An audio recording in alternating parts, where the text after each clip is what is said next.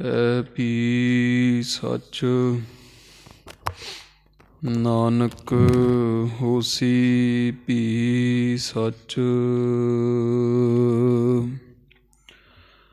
ਸ਼੍ਰੀ ਨਾਨਕ ਪਾਦ ਪੰਕਜ ਬੰਦਨ ਪਾਦ ਪੰਕਜ ਬੰਦਨ।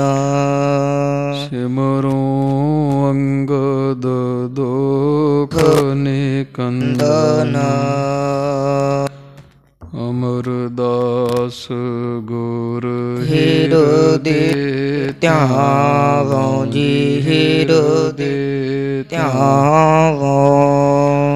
ਸ਼੍ਰੀ ਗੁਰ ਰਾਮਦਾਸ ਗੁਣ ਗਾਵੋ। ਸ਼੍ਰੀ ਅਰਜਨ ਬਿਘਨਨ ਕੇ ਨਾਸ਼ਕ ਜੀ, ਬਿਘਨਨ ਕੇ ਨਾਸ਼ਕ। ਹਰਗੋਬਿੰਦ ਸ਼ੋਭ ਸੁਮਤ ਪ੍ਰਕਾਸ਼ਕ।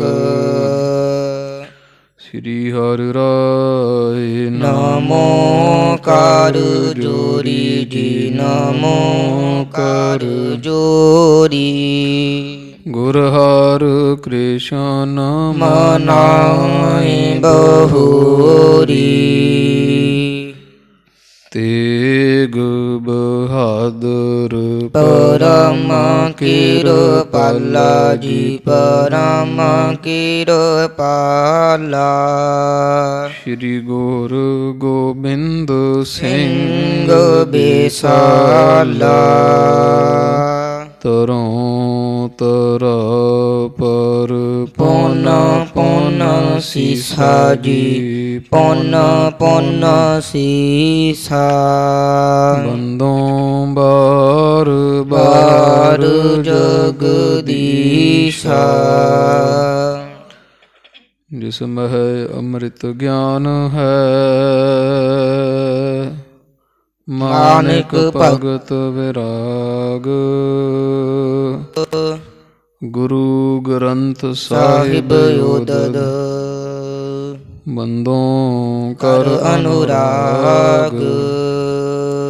ਸ਼੍ਰੀ ਗੁਰ ਸ਼ਬਦ ਕਮਾਏ ਜਿਨ, ਜੀਤੇ ਪੰਚ ਬਿਕਾਰ। ਤਿਨ ਸੰਤਨ ਕੋ ਬੰਦਨਾ, ਸਿਰ ਚਰਨਨ ਪਰ ਤਾਰ। ਤਿਨ ਸੰਤਨ ਕੋ ਬੰਦਨਾ, ਸਿਰ ਚਰਨਨ ਪਰ ਤਾਰ। ਸਤਿਨਾਮ ਸ਼੍ਰੀ ਵਾਹਿਗੁਰੂ ਸਾਹਿਬ ਜੀਓ। ਦੋਹਰਾ। ਦਿੱਲੀ ਪੁਰ ਕੀ ਸੰਗਤਾਂ, ਆਏ ਉਪਾਇਨ ਲਿਆਏ।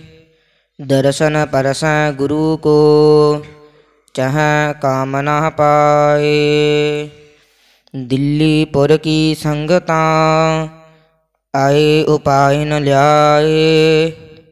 ਦਰਸ਼ਨ ਪਰਸੈ ਗੁਰੂ ਕੋ, ਚਾਹੈ ਕਾਮ ਨਾ ਪਾਏ। ਵਾਹਿਗੁਰੂ ਜੀ ਕਾ ਖਾਲਸਾ, ਵਾਹਿਗੁਰੂ ਜੀ ਕੀ ਫਤਿਹ। ਪਰਮ ਸਤਿਕਾਰ ਔਰ ਸਨਮਾਨਯੋਗ ਗੁਰੂ ਰੂਪ ਗੁਰੂ ਖਾਲਸਾ ਸਾਧ ਸੰਗਤ ਜੀ, ਚਵਰ ਛਤਰ ਤਖਤ ਦੇ ਮਾਲਕ, ਕਰੁਣਾ ਨਿਧਾਨ ਜਗ ਦਾਤੇ, ਗੁਰੂ ਗਰੀਬ ਨਵਾਜ ਸਾਹਿਬਾਦ ਸ਼੍ਰੀ ਗੁਰੂ ਗ੍ਰੰਥ ਸਾਹਿਬ ਮਹਾਰਾਜ ਪਾਤਸ਼ਾਹ ਜੀ ਦੇ ਪਾਵਨ ਪਵਿੱਤਰ ਸੰਧਿਆ ਦੇ ਸਾਜ ਰਹੇ ਦੀਵਾਨ ਅੰਦਰ ਹਾਜ਼ਰੀ ਭਰ ਕਰਕੇ ਸਭ ਤੇ ਉਤਮ ਹਰ ਕੀ ਕਥਾ, ਨਾਮ ਸੁਨਤ ਦਰਦ ਦੁੱਖ ਲੱਥਾ। ਪਾਵਨ ਪਵਿੱਤਰ ਸਿਫਤ ਸਲਾਘਾ ਸ਼ਰਵਣ ਕਰਨ ਦੇ ਸੁਭਾਗ ਪ੍ਰਾਪਤ ਹੁੰਦੇ ਹਨ। ਕਥਾ ਸ਼ਰਵਣ ਕਰਨ ਦੇ ਆਪ ਪ੍ਰੇਮੀ ਜਨ ਨਿਤਾ ਪ੍ਰਤੀ ਸਤਿਗੁਰਾਂ ਦੇ ਖੁੱਲ੍ਹੇ ਰੂਪ ਅੰਦਰ ਦਰਸ਼ਨ ਕਰਦੇ ਹੋਏ ਸਾਧ ਸੰਗਤ ਪਵਿੱਤਰ ਨਿੱਗੀ ਗੋਦ ਦਾ ਆਨੰਦ ਮਾਣਦੇ ਹੋ। ਬਾਲਾ ਪ੍ਰੀਤਮ ਧੰਨ ਗੁਰੂ ਨਾਨਕ ਸਾਹਿਬ ਮਹਾਰਾਜ ਦਾ 8ਵਾਂ ਸਰੂਪ ਸਾਹਿਬ ਸ੍ਰੀ ਗੁਰੂ ਹਰਿਕ੍ਰਿਸ਼ਨ ਸਾਹਿਬ ਜੀ ਮਹਾਰਾਜ ਸਤਿਗੁਰਾਂ ਦੇ ਪਾਵਨ ਪਵਿੱਤਰ ਜੀਵਨ ਦੀ ਅੰਮ੍ਰਿਤ ਰੂਪ ਕਥਾ ਸ਼ਰਵਣ ਕਰਦੇ ਹੋਏ ਜੋ ਕੌਤਕ ਬਾਲਾ ਪ੍ਰੀਤਮ ਨੇ ਆਪਣੇ ਜੀਵਨ ਕਾਲ ਦੌਰਾਨ ਕੀਤੇ, ਉਹਨਾਂ ਨੂੰ ਬਹੁਤ ਸ਼ਰਧਾ ਪ੍ਰੇਮ ਸਤਿਕਾਰ ਨਾਲ ਆਪ ਦੀ ਸ਼ਰਵਣ ਕਰਕੇ ਭਾਰੀ ਲਾਹਾ ਪ੍ਰਾਪਤ ਕਰਦੇ ਹੋ। ਜਥਾ ਪ੍ਰਸੰਗ ਪਿਛਲੇ ਦੀ ਬਾਣ ਵਿੱਚ ਸ਼ਰਵਣ ਕੀਤਾ ਹੈ। ਸਤਿਗੁਰੂ ਰਾਜੇ ਜੈ ਸਿੰਘ ਦੀ ਬੇਨਤੀ ਪ੍ਰਵਾਨ ਕਰਦਿਆਂ ਇਹਦੀ ਭਾਵਨਾ ਵਹਿੰਦਿਆਂ ਹੋਇਆਂ ਕੀਰਤਪੁਰ ਸਾਹਿਬ ਤੋਂ ਦਿੱਲੀ ਨਗਰ ਨੂੰ ਤਾਰਨ ਵਾਸਤੇ ਪਹੁੰਚੇ, ਜਿੱਥੇ ਅਜੋਕੇ ਸਮੇਂ ਵਿੱਚ ਗੁਰਦੁਆਰਾ ਸਾਹਿਬ ਸ੍ਰੀ ਬੰਗਲਾ ਸਾਹਿਬ ਹੈ। ਇਸ ਅਸਥਾਨ 'ਤੇ ਰਾਜਾ ਜੈ ਸਿੰਘ ਦਾ ਘਰ ਹੈ, ਜਿੱਥੇ ਮਹਾਰਾਜ ਨੇ ਪੜਾਅ ਕੀਤਾ, ਚਰਨ ਪਾਏ। ਜਿੰਨਾ ਸਮਾਂ ਸਤਿਗੁਰੂ ਦਿੱਲੀ ਰਹੇ, ਰਾਜਾ ਜੈ ਸਿੰਘ ਦੇ ਇਸੇ ਬੰਗਲੇ ਨੂੰ ਮਹਾਰਾਜ ਭਾਗ ਲਾਉਂਦੇ ਰਹੇ। ਜਿਹੜੀਆਂ ਸੰਗਤਾਂ ਨੂੰ ਸੋਝੀ ਹੋਈ ਵੀ ਬਾਲਾ ਪ੍ਰੀਤਮ ਜੀ ਦਿੱਲੀ ਵਿਖੇ ਆਏ ਹੋਏ ਹਨ, ਉਹ ਸਭ ਸੰਗਤਾਂ ਭੇਟਾਵਾਂ ਲੈ ਲੈ ਕੇ ਪਰਿਵਾਰਾਂ ਸਮੇਤ ਸਤਿਗੁਰਾਂ ਦੇ ਦਰਸ਼ਨ ਕਰਨ ਬੰਗਲਾ ਸਾਹਿਬ ਪਹੁੰਚਣ ਲੱਗੀਆਂ। ਇਸ ਤਰ੍ਹਾਂ ਸਾਧ ਸੰਗਤ ਜੀ ਸਤਿਗੁਰਾਂ ਦੇ ਆਏ ਦਾ ਬੇਅੰਤ ਚਾਅ ਸਾਧ ਸੰਗਤ ਦੇ ਹਿਰਦੇ ਵਿੱਚ ਹੈ। ਦੂਜੇ ਪਾਸੇ ਰਾਜਾ ਜੈ ਸਿੰਘ ਜੋ ਹੈ, ਇਹਨੇ ਇਕਰਾਰ ਕੀਤਾ ਸੀ ਬਾਦਸ਼ਾਹ ਔਰੰਗਜ਼ੇਬ ਦੇ ਨਾਲ ਵੀ ਮੈਂ ਗੁਰੂ ਹਰਿਕ੍ਰਿਸ਼ਨ ਸਾਹਿਬ ਨੂੰ ਤੇਰੇ ਪਾਸ ਇੱਥੇ ਕਚਹਿਰੀ ਜਾਂ ਤੈਨੂੰ ਗੁਰੂ ਹਰਿਕ੍ਰਿਸ਼ਨ ਸਾਹਿਬ ਮਹਾਰਾਜ ਦੇ ਪਾਸ ਲੈ ਕੇ ਜਾਵਾਂਗਾ। ਤਾਂ ਪਹਿਲਾਂ ਅੰਮ੍ਰਿਤ ਵੇਲੇ ਸਤਿਗੁਰਾਂ ਦੇ ਚਰਨੀ ਇਹਨੇ ਮੱਥਾ ਟੇਕਿਆ ਅਤੇ ਦੱਸਿਆ ਵੀ ਮਹਾਰਾਜ ਮੈਂ ਔਰੰਗਜ਼ੇਬ ਦੀ ਕਚਹਿਰੀ ਵਿੱਚ ਚੱਲਿਆ ਹਾਂ, ਅਤੇ ਦੱਸੋ ਮਹਾਰਾਜ ਹੁਣ ਕਿਵੇਂ ਕਹਾਂ ਉਹਨੂੰ ਔਰੰਗਜ਼ੇਬ ਨੂੰ ਤੁਹਾਡੇ ਦਰਸ਼ਨ ਕਰਨ ਦੀ ਉਹਦੀ ਇੱਛਾ ਹੈ। ਸਿੱਧੇ ਸ਼ਬਦਾਂ ਵਿੱਚ ਬਾਲਾ ਪ੍ਰੀਤਮ ਨੇ ਸਾਫ਼ ਇਹ ਬਚਨ ਰਾਜੇ ਜੈ ਸਿੰਘ ਨੂੰ ਆਖੇ ਵੀ ਸਾਡਾ ਜਿਹੜਾ ਪਰਣ ਹੈ ਉਹ ਅਸੀਂ ਛੱਡਾਂਗੇ ਨਹੀਂ, ਕਿਉਂਕਿ ਅਸੀਂ ਨਹੀਂ ਚਾਹੁੰਦੇ ਵੀ ਸਾਡਾ ਕਿਸੇ ਤਰ੍ਹਾਂ ਦਾ ਕੋਈ ਵਾਹ ਜਿਹੜਾ ਹੈ ਔਰੰਗਜ਼ੇਬ ਨਾਲ ਪਵੇ, ਅਤੇ ਤੂੰ ਜੋ ਮਰਜ਼ੀ ਕਹਿ, ਪਰ ਅਸੀਂ ਔਰੰਗਜ਼ੇਬ ਦੇ ਮੱਥੇ ਦਰਸ਼ਨ ਲੈਣੇ ਦੇਣੇ ਨਹੀਂ। ਇਹ ਸੁਣ ਕੇ ਰਾਜਾ ਔਰੰਗਜ਼ੇਬ ਦੇ ਪਾਸ ਕਚਹਿਰੀ ਵਿੱਚ ਪਹੁੰਚਿਆ, ਨਮਸਕਾਰ ਕੀਤੀ, ਸਲਾਮ ਕੀਤੀ, ਖਬਰ ਦਿੱਤੀ ਵੀ ਜਿਹੜੇ ਕੰਮ ਤੁਸੀਂ ਮੈਨੂੰ ਸੌਂਪੇ ਸਤਿਗੁਰਾਂ ਨੂੰ ਦਿੱਲੀ ਲਿਆਉਣ ਦੇ ਉਹ ਪੂਰੇ ਹੋ ਚੁੱਕੇ ਬਾਦਸ਼ਾਹ। ਤਾਂ ਔਰੰਗਜ਼ੇਬ ਨੇ ਖੁਸ਼ੀ ਪ੍ਰਗਟ ਕਰਦਿਆਂ ਆਪਣੇ ਇੱਕ ਅਹਿਲਕਾਰ ਨੂੰ ਰਾਜਾ ਜੈ ਸਿੰਘ ਦੇ ਨਾਲ ਤੋਰਿਆ, ਨਾਲ ਬੇਅੰਤ ਕੀਮਤੀ ਬੇਸ਼ਕੀਮਤੀ ਭੇਟਾਵਾਂ ਦੇ ਕੇ ਆਖਿਆ ਵੀ ਮੇਰੇ ਵੱਲੋਂ ਬੇਨਤੀ ਕਰੀ ਵੀ ਹੇ ਗੁਰੂ ਹਰਿਕ੍ਰਿਸ਼ਨ ਸਾਹਿਬ ਜੀ, ਆਪ ਜੀ ਦਾ ਕਦੋਂ ਹੁਕਮ ਹੈ ਜੋ ਔਰੰਗਜ਼ੇਬ ਬਾਦਸ਼ਾਹ ਮੈਂ ਦਰਸ਼ਨ ਕਰਨ ਆਵਾਂ, ਤੁਹਾਡਾ ਹੁਕਮ ਪਾ ਕੇ ਆਵਾਂਗਾ। ਚਲੋ ਜਿਹੜਾ ਉਹ ਦੂਤ ਮਹਾਰਾਜ ਦੇ ਡੇਰੇ ਪਹੁੰਚਿਆ ਬੰਗਲਾ ਸਾਹਿਬ, ਸਤਿਗੁਰੂ ਨੂੰ ਖਬਰ ਕੀਤੀ ਵੀਰ ਔਰੰਗਜ਼ੇਬ ਦਾ ਕੋਈ ਅਹਿਲਕਾਰ ਸੁਨੇਹਾ ਲੈ ਕੇ ਆਇਆ। ਸਤਿਗੁਰਾਂ ਅੱਗੇ ਪੜਦਾ ਕਰਵਾ ਲਿਆ, ਫਿਰ ਆਗਿਆ ਹੋਈ ਅਤੇ ਉਹ ਸੰਗਤ 'ਚ ਪਹੁੰਚਿਆ।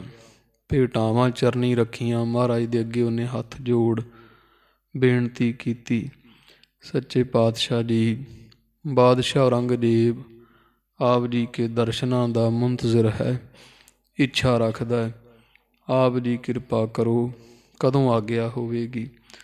ਸਤਿਗੁਰ ਆਖਿਆ ਵੀ ਅਸੀਂ ਪਰਣ ਕੀਤਾ। ਜਦੋਂ ਸਾਡੇ ਪਿਤਾ ਸਤਿਗੁਰੂ ਸ੍ਰੀ ਹਰਿਰਾਏ ਸਾਹਿਬ ਦੀ ਸੱਚਖੰਡ ਚਾਲਾ ਪਾਉਣ ਲੱਗੇ ਸਨ, ਕੁਝ ਸਮਾਂ ਪਹਿਲਾਂ ਉਹਨਾਂ ਸਾਨੂੰ ਇੱਕ ਸ਼ੁਭ ਸਿੱਖਿਆ ਦਿੱਤੀ ਸੀ ਅਤੇ ਅਸੀਂ ਚਾਹੁੰਦੇ ਵੀ ਜੋ ਅਸੀਂ ਕਹਿ ਰਹੇ ਹੋ ਤੂੰ ਸਭ ਕੁਝ ਜਾ ਕੇ ਔਰੰਗਜ਼ੇਬ ਨੂੰ ਦੱਸ ਦੇਂ। ਇਹ ਸਿੱਖਿਆ ਹੋਈ ਸੀ ਕਿ ਪੁੱਤਰ, ਜਿੱਥੇ ਤੁਹਾਡੇ ਵੱਡੇ ਭਰਾ ਬੜੀ ਸਿਆਣੀ ਮੱਤ ਦੇ ਰਾਮ ਰਾਏ ਗਏ ਹੋਏ ਆ ਦਿੱਲੀ, ਜੇ ਕਦੇ ਸਮਾਂ ਬਣੇ ਦਿੱਲੀ ਨਹੀਂ ਜਾਣਾ। ਜੇ ਚਲੇ ਗਏ ਅਤੇ ਸੰਗਤਾਂ ਨੂੰ ਦਰਸ਼ਨ ਦੇਣੇ, ਰੱਜ ਰੱਜ ਕੇ ਔਰੰਗਜ਼ੇਬ ਨੂੰ ਦਰਸ਼ਨ ਨਹੀਂ ਦੇਣਾ, ਉਹਦੀ ਸਭਾ ਵਿੱਚ ਨਹੀਂ ਤੁਸੀਂ ਜਾਣਾ। ਜਿੱਥੇ ਵੱਡਾ ਭਰਾ ਹੈ ਉੱਥੇ ਤੁਸੀਂ ਨਹੀਂ ਜਾਣਾ, ਉਹਦਾ ਸਤਿਕਾਰ ਘਟੇ, ਉਹਦੇ ਅੰਦਰ ਈਰਖਾ ਪੈਦਾ ਹੋਏ, ਐਸਾ ਕੋਈ ਕਾਰਜ ਕੰਮ ਨਹੀਂ ਤੁਸਾਂ ਨੇ ਕਰਨਾ ਹੈ। ਤੋ ਇੱਦਾਂ ਫਿਰ ਉਹ ਨਾਲੇ ਵੀ ਮਹਾਰਾਜ ਨੇ ਦੱਸ ਦਿੱਤਾ ਵੀ ਭਰਾ ਵਰਗਾ ਕੋਈ ਮਿੱਤਰ ਨਹੀਂ। ਜੇ ਭਰਾ ਹਿਰਦੇ ਕਰਕੇ ਤੁਹਾਨੂੰ ਪ੍ਰੇਮ ਕਰੇ, ਭਰਾ ਵਰਗਾ ਕੋਈ ਦੁਸ਼ਮਣ ਨਹੀਂ। ਜੇ ਭਰਾ ਦੇ ਮਨ 'ਚ ਤੁਹਾਡੇ ਪ੍ਰਤੀ ਈਰਖਾ ਦਵੈਸ਼ ਪੈਦਾ ਹੋ ਜਾਏ, ਇਸ ਕਰਕੇ ਐਸਾ ਕੰਮ ਮੂਲੇ ਨਾ ਕੀਚਾ ਜਿਤ ਅੰਤ ਪਛੋਤਾਈ ਹੈ। ਇਹ ਸਾਡੇ ਨਾ ਆਉਣ ਦੇ ਔਰੰਗਜ਼ੇਬ ਦੀ ਕਚਹਿਰੀ 'ਚ ਕਾਰਨ ਹੈ। ਉਹ ਫਿਰ ਜਿਹੜਾ ਦੂਤ ਸੀ ਅਹਿਲਕਾਰ, ਉਹਨੇ ਜਾ ਕੇ ਔਰੰਗਜ਼ੇਬ ਨੂੰ ਠਰੱਮੇ ਨਾਲ ਦੱਸਿਆ, ਸ਼ਰਧਾ ਰੱਖਦਾ ਸੀ ਇਹ ਵੀ ਮਹਾਰਾਜ ਦੇ ਘਰ 'ਤੇ, ਵੀ ਮਹਾਰਾਜ ਤੁਹਾਡੇ ਗੁਰੂ ਹਰਕ੍ਰਿਸ਼ਨ ਸਾਹਿਬ ਜੀ ਬੜਾ ਪ੍ਰਸੰਨ ਹੈ ਤੁਹਾਡੇ 'ਤੇ। ਔਰੰਗਜ਼ੇਬ ਨੂੰ ਆਖਿਆ ਅਤੇ ਦਰਸ਼ਨ ਦੀ ਬਾਬਤ ਉਹਨਾਂ ਨੇ ਆਹ ਸਾਨੂੰ ਟੱਪਾ ਸੁਣਾਇਆ ਹੈ ਵੀ ਅਸੀਂ ਜੋ ਪਰਣ ਕੀਤਾ, ਜਿੱਥੇ ਰਾਮ ਰਾਏ ਜੀ ਹਨ ਉਹਨਾਂ ਦੇ ਦਰਸ਼ਨ ਕਰ ਲਓ, ਸਾਡੇ ਕਰ ਲਓ, ਇੱਕੋ ਹੀ ਗੱਲ ਹੈ। ਉਹ ਗੁਰੂ ਹਰਿਰਾਏ ਸਾਹਿਬ ਦੇ ਸਗੋਂ ਵੱਡੇ ਪੁੱਤਰ ਹੈ ਅਤੇ ਸਾਡਾ ਇੱਥੇ ਕਚਹਿਰੀ ਵਿੱਚ ਆਉਣਾ ਬਣਦਾ ਨਹੀਂ। ਸੁਣ ਕੇ ਔਰੰਗਜ਼ੇਬ ਨੇ ਵੀ ਧੀਰਜ ਧਾਰਿਆ।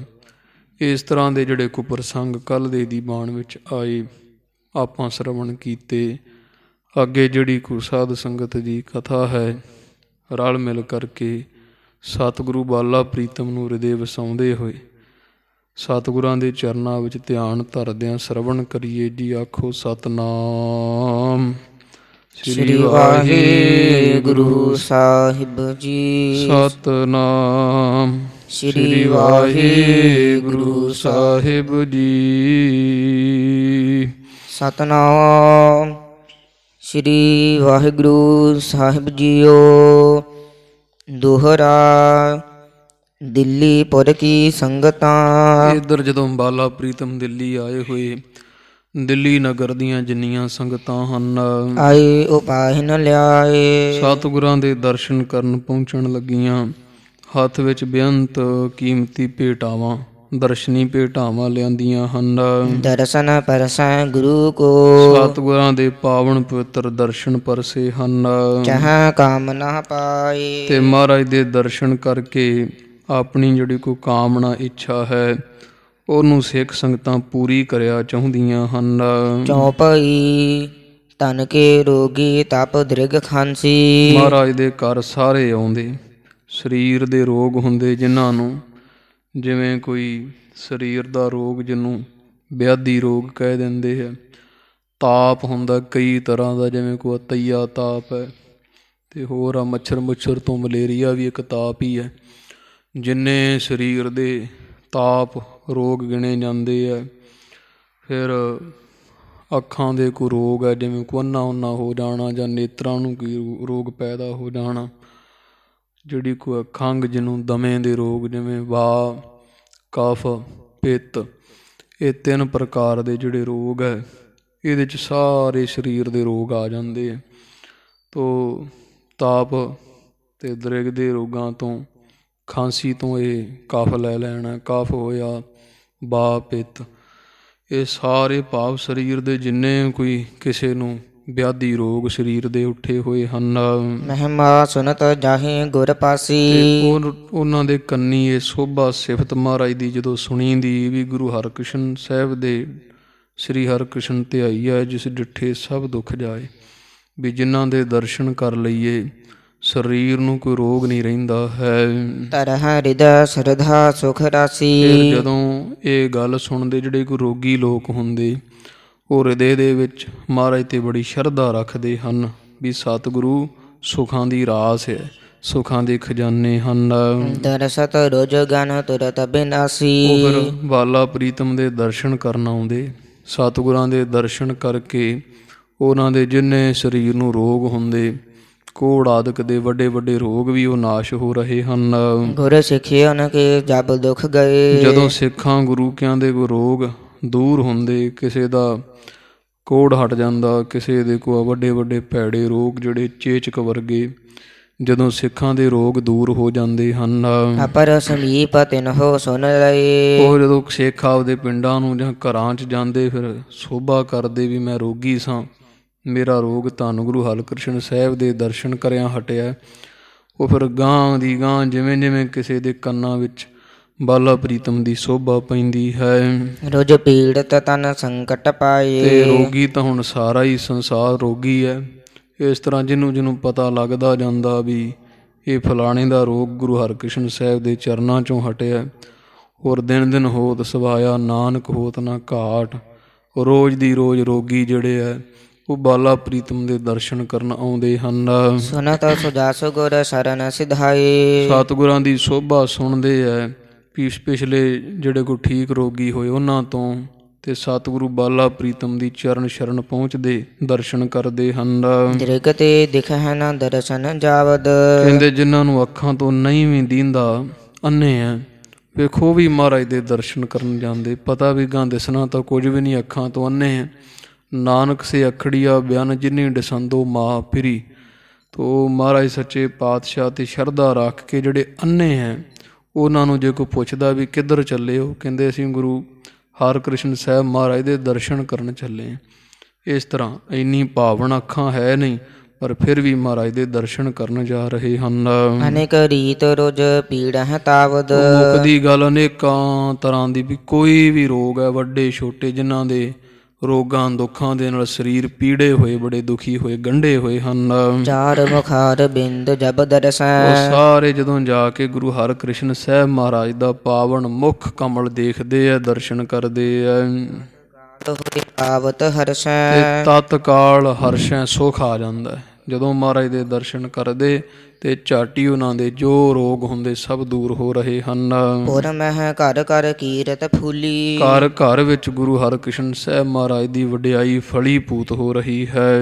ਮਨਹੁ ਮਾਲਤੀ ਬਿਗਸਤ ਝੂਲੀ। ਮਾਨੋ ਮਾਲ ਕੇਤਕੀ ਦੀ ਫੁੱਲਾਂ ਦੀ ਵਾੜੀ ਝੂਲ ਰਹੀ ਹੈ। ਐਡੀ ਮਹਿਕ ਆਉਂਦੀ ਜਿਵੇਂ ਮਾਲ ਕੇਤਕੀ ਦੇ ਫੁੱਲਾਂ 'ਚੋਂ। ਇਸ ਤਰ੍ਹਾਂ ਬਾਲਾ ਪ੍ਰੀਤਮ ਮਹਾਰਾਜ ਪਾਤਸ਼ਾਹ ਦੀ ਸੋਭਾ ਘਰ ਘਰ ਵਿੱਚ ਬਹੁਤ ਫੁੱਲ ਰਹੀ ਹੈ, ਬਹੁਤ ਹੋ ਰਹੀ ਹੈ। ਸੁਨ ਸੁਨ ਪਹੁੰਚਤ ਹੈ ਰੁਜਵਾਰੇ। ਜਿਹੜੇ ਕੋ ਰੋਗੀ ਲੋਕ ਹੈ, ਮਹਾਰਾਜ ਦੇ ਦਰਸ਼ਨਾਂ ਦੀ ਸੋਭਾ ਸੁਣ ਸੁਣ ਕੇ, ਵਡਿਆਈ ਸੁਣ ਸੁਣ ਕੇ ਪਹੁੰਚਣ ਲੱਗੇ ਹਨ। ਭਰੀ ਭੀੜ ਰਹਿ ਸਤਿਗੁਰ ਦੁਆਰੇ। ਬੰਗਲਾ ਸਾਹਿਬ ਦੇ ਪਾਵਨ ਸਥਾਨ ਤੇ ਬਹੁਤ ਦੂਰ ਤੱਕ ਕਤਾਰਾਂ ਲੱਗੀਆਂ ਰਹਿੰਦੀਆਂ। ਸਵੇਰ ਦੇ ਖੜਿਆਂ ਦੀ ਸ਼ਾਮ ਨੂੰ ਜਾ ਕੇ ਦਰਸ਼ਨਾਂ ਦੀ ਵਾਰੀ ਆਉਂਦੀ ਹੈ। ਹੋਏ ਰੋਗ ਕੋ ਦੁਖ ਬਿਨਾਸੇ। ਕਿਉਂਕਿ ਮਹਾਰਾਜ ਦੇ ਦਰਸ਼ਨ ਕਰਨ ਦੇ ਨਾਲ ਰੋਗ ਤੇ ਦੋਖ, ਇਹ ਦੋਵੇਂ ਦੋਖ ਨਾਮ ਔਗਣਾਂ ਦਾ। ਸਰੀਰ ਦੇ ਰੋਗ ਇਹ ਵਿਆਧੀ ਹੈ, ਤੇ ਮਨ ਦੇ ਦੋਖ ਹੁੰਦੇ ਹੈ ਇਹ ਆਦੀ ਹੁੰਦੇ ਹੈ। ਆਦੀ ਵਿਆਧੀ ਰੋਗ ਤੀਨੇ ਤਾਪ ਨਿਵਾਰਨ ਹਾਰਾ, ਦੁਖ ਹੰਤਾ ਸੁਖ ਰਾਸ। ਜਿਮ ਤਮ ਤੋਮ ਤਰਨ ਕੇ ਪਾਸੇ। ਜਿਵੇਂ ਸਾਧ ਸੰਗਤ ਜੀ ਹਨੇਰਾ ਸੂਰਜ ਦੇ ਲਾਗੇ ਨਹੀਂ ਜਾਂਦਾ, ਜਾਂ ਹਨੇਰਾ ਹੋਵੇ ਸੂਰਜ ਦੇ ਸਾਹਮਣੇ ਹਨੇਰਾ ਨਾਸ਼ ਹੋ ਜਾਂਦਾ, ਇਸ ਤਰ੍ਹਾਂ ਬਾਲਾ ਪ੍ਰੀਤਮ ਸੂਰਜ ਦੇ ਤੁੱਲ ਹਨ। ਸਰੀਰ ਦੇ ਰੋਗ ਹਨੇਰੇ ਵਰਗੇ ਹੈ, ਮਹਾਰਾਜ ਦੇ ਸਾਹਮਣੇ ਟਿਕਦੇ ਨਹੀਂ ਹੈ। ਦਰਸ਼ਨ ਸਫਲ ਹੋਤ ਗੁਰ ਕੀਰਾ। ਸਤਿਗੁਰਾਂ ਦਾ ਦਰਸ਼ਨ ਸਫਲ ਹੈ। ਸਫਲ ਤੋਂ ਭਾਵ ਸੱਸਾ ਸਹਿਤ ਫੱਫਾ ਫਲ ਦੇ, ਫਲ ਹੁੰਦਾ ਕੁਝ ਮਿਲ ਜਾਣ। ਵੀ ਮਹਾਰਾਜ ਸੱਚੇ ਪਾਤਸ਼ਾਹ ਦਾ ਦਰਸ਼ਨ ਸਫਲ ਹੈ, ਵੀ ਖਾਲੀ ਨਹੀਂ ਜਾਂਦਾ। ਜਿਹੜਾ ਕੁਝ ਇਹੋ ਜਿਹੀ ਭਾਵਨਾ ਰੱਖ ਕੇ ਜੈਸਾ ਸੇਵੈ ਤੈਸੋ ਹੋਵੈ, ਜਿਹੋ ਜਿਹੀ ਭਾਵਨਾ ਕਾਮਨਾ ਰੱਖ ਕੇ ਕੋਈ ਦਰਸ਼ਨ ਕਰਦਾ ਹੈ, ਉਹੋ ਜਿਹਾ ਫਲ ਪ੍ਰਾਪਤ ਹੋਈ ਜਾਂਦਾ ਹੈ। ਪਸਰਿਓ ਪੁਰੀ ਬ੍ਰਿਤਾਂਤ ਵੱਡੇਰਾ।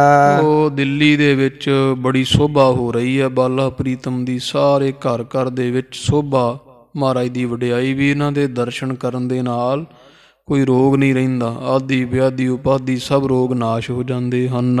ਇੱਕ ਦਿਨ ਸਭਾ ਸੁਬਟ ਗਨ ਕੇਰੀ। ਇੱਦਾਂ ਸਾਧ ਸੰਗਤ ਜੀ ਜਿਹੜਾ ਹੈ ਉਹ ਵਡਿਆਈ ਹੋ ਰਹੀ ਹੈ। ਤੇ ਇੱਕ ਦਿਨ ਦੀ ਬਾਤ ਹੈ, ਬਾਲਾ ਪ੍ਰੀਤਮ ਮਹਾਰਾਜ ਸਜੇ ਹੋਏ ਤੇ ਸਤਿਗੁਰਾਂ ਦੀ ਜਿਹੜੀ ਹੈ ਕੋਈ ਸਭਾ, ਉਹਦੇ ਵਿੱਚ ਸੂਰਮੇ ਵੀ ਬੜੇ ਭਾਵ ਜਿਹੜੇ ਕੋ ਮਹਾਰਾਜ ਦੇ ਸੂਰਮੇ ਗੁਰੂ ਹਰਿਰਾਏ ਸਾਹਿਬ ਦੇ ਨਾਲ ਰਹਿੰਦੇ ਸੀ, ਉਹ ਫੌਜ ਫਿਰ ਬਾਲਾ ਪ੍ਰੀਤਮ ਨਾਲ ਰਹਿਣ ਲੱਗ ਪਈ ਸੀ ਸੱਚਖੰਡ ਮਹਾਰਾਜ ਦੇ ਚਾਲੇ ਤੋਂ ਬਾਅਦ। ਉਹ ਇਹਦਾ ਅਰਥ ਕਰ ਲੈਣਾ, ਕਿੱਥੇ ਪੜਿਆ, ਇੱਕ ਦਿਨ ਸਭਾ ਸੁਭਟ ਗਨ। ਦਿਨ ਦੀ ਥਾਂ ਤੇ ਦੇਸ਼ ਪਾਠ ਕਰ ਲੈਣਾ। ਇੱਕ ਦੇਸ਼ ਸਭਾ ਸੁਭਟ ਗਨ ਕੇਰੀ, ਮਹਾਰਾਜ ਦੀ ਸਭਾ ਲੱਗੀ ਤੇ ਇੱਕ ਦੇਸ਼ ਕਈ ਇੱਕ ਪਾਸੇ ਤੇ ਸੂਰਮੇ ਸਾਰੇ ਜਿਹੜੇ ਨਾ ਮਹਾਰਾਜ ਬਾਲਾ ਪ੍ਰੀਤਮ ਦੇ ਕੋਲ ਜਿੰਨੇ ਸੂਰਮੇ ਉਹ ਸਾਰੇ ਬੈਠੇ ਹੋਏ ਖੜੇ ਹੋਏ ਹਨ ਜਾਂ ਬੈਠੇ ਹੋਏ ਹਨ। ਸ਼ਸਤਰ ਬਸਤਰ ਯੁੱਧ ਸਜਤ ਕਨੇਰੀ, ਮਹਾਰਾਜ ਦੀ ਫੌਜ ਬਹੁਤ ਸੋਭਾ ਪਾਉਂਦੀ, ਜਿਨ੍ਹਾਂ ਨੇ ਸ਼ਸਤਰ ਤੇ ਸੂਰਮਿਆਂ ਵਾਲੇ ਬਸਤਰ ਵੀ ਪਹਿਨੇ ਹੋਏ ਹਨ। ਮਹਾ ਮਸੰਦ ਧਨੀ ਦੇਸ ਏਕ, ਆ ਗਿਆ ਦੂਜੇ ਪਾਸੇ ਦੇਸ਼। ਫਿਰ ਇੱਕ ਪਾਸੇ ਸੰਗਤ ਵਿੱਚ ਸੂਰਮੇ ਬੈਠੇ ਆ ਤੇ ਇੱਕ ਪਾਸੇ ਜਿਹੜੇ ਮਸੰਦ ਹੁੰਦੇ, ਜਿਨ੍ਹਾਂ ਨੇ ਗੁਰੂ ਘਰ ਦੇ ਪ੍ਰਬੰਧ ਚਲਾਉਣੇ, ਜਿਹੜੇ ਕੋਈ ਸੇਵਾ ਕਰਨ ਵਾਲੇ ਮੁਖੀ ਸਿਆਣੇ ਦਾਨੇ ਪ੍ਰਦਾਨੇ ਸਿੱਖ, ਉਹਨਾਂ ਨੂੰ ਮਸੰਦ ਕਹਿੰਦੇ ਸਨ। ਜਾਂ ਜਿਹੜੇ ਦੂਰੋਂ ਸੰਗਤਾਂ ਇਲਾਕੇ 'ਚੋਂ ਮਹਾਰਾਜ ਥਾਪ ਦਿੰਦੇ ਸੀ ਵੀ ਫਲਾਣੇ ਦੇਸ਼ ਦੀ ਸੰਗਤ ਤੁਸੀਂ ਸੰਭਾਲਣੀ, ਉਹਨਾਂ ਨੂੰ ਗੁਰਮਤਿ ਦਾ ਪ੍ਰਚਾਰ ਕਰੋ, ਅਤੇ ਉੱਥੋਂ ਜਦੋਂ ਕਦੇ ਜੋੜ ਮੇਲਾ ਹੋਵੇ ਤਾਂ ਸੰਗਤ ਲੈ ਕੇ ਗੁਰੂ ਘਰ ਪਹੁੰਚਣਾ। ਦਸਵੰਧ ਦੀ ਜਿਹੜੀ ਮਾਇਆ ਸੰਗਤਾਂ ਮਸੰਦਾਂ ਨੂੰ ਹੀ ਦਿੰਦੀਆਂ ਸਨ, ਮਸੰਦ ਗੁਰੂ ਘਰ ਭੇਜ ਦਿੰਦੇ ਸੀਗੇ। ਗੁਰੂ ਅਮਰਦਾਸ ਮਹਾਰਾਜ ਨੇ ਕਿਰਪਾ ਕੀਤੀ ਸੀ, ਇਹ ਪ੍ਰਣਾਲੀ ਮਸੰਦ ਪ੍ਰਣਾਲੀ ਤੋਰੀ।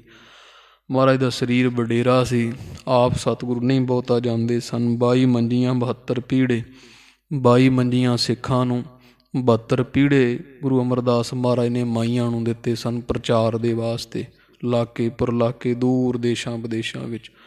ਫਿਰ ਮਹਾਰਾਜ ਨੇ ਮਸੰਦ ਪ੍ਰਣਾਲੀ ਚਲਾਈ। ਤੁਰੋ ਵਿਚਾਰ ਮਹਾਰਾਜ ਗੁਰੂ ਹਰਕ੍ਰਿਸ਼ਨ ਸਾਹਿਬ ਦੀ ਸਭਾ ਦੇ ਵਿੱਚ ਇੱਕ ਪਾਸੇ ਸੂਰਮੇ ਬੈਠੇ ਹੋਏ ਤਿਆਰ ਬਰ ਤਿਆਰ, ਇੱਕ ਪਾਸੇ ਸਾਰੇ ਮਸੰਦ ਸਿੱਖ ਬੈਠੇ ਹੋਏ ਹਨ।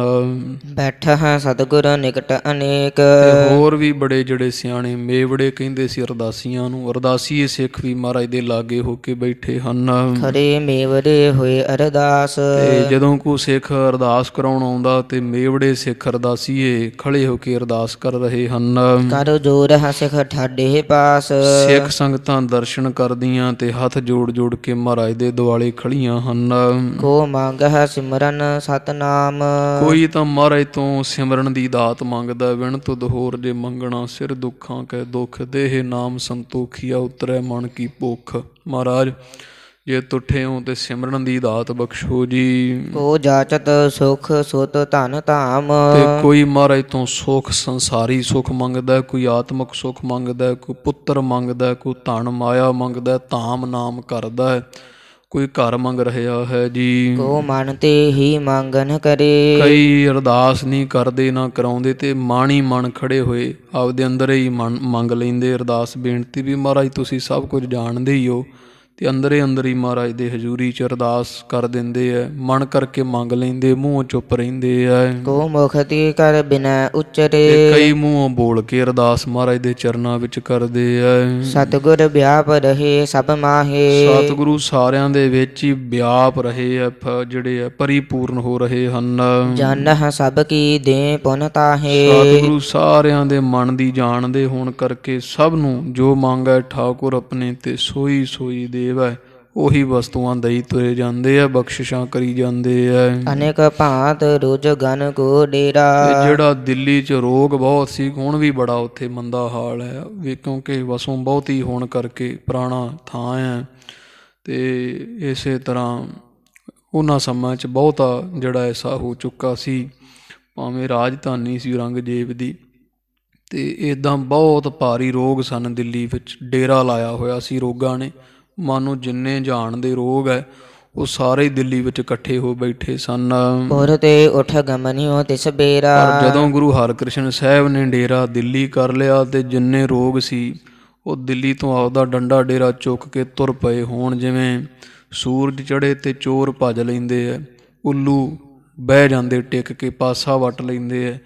ਗੁਰੂ ਹਰਕ੍ਰਿਸ਼ਨ ਸਾਹਿਬ ਦੇ ਆਇਆਂ ਤੇ ਜਿੰਨੇ ਰੋਗ ਸਨ ਸਭ ਨੇ ਦਿੱਲੀ ਨਗਰ ਛੱਡ ਦਿੱਤਾ ਹੈ।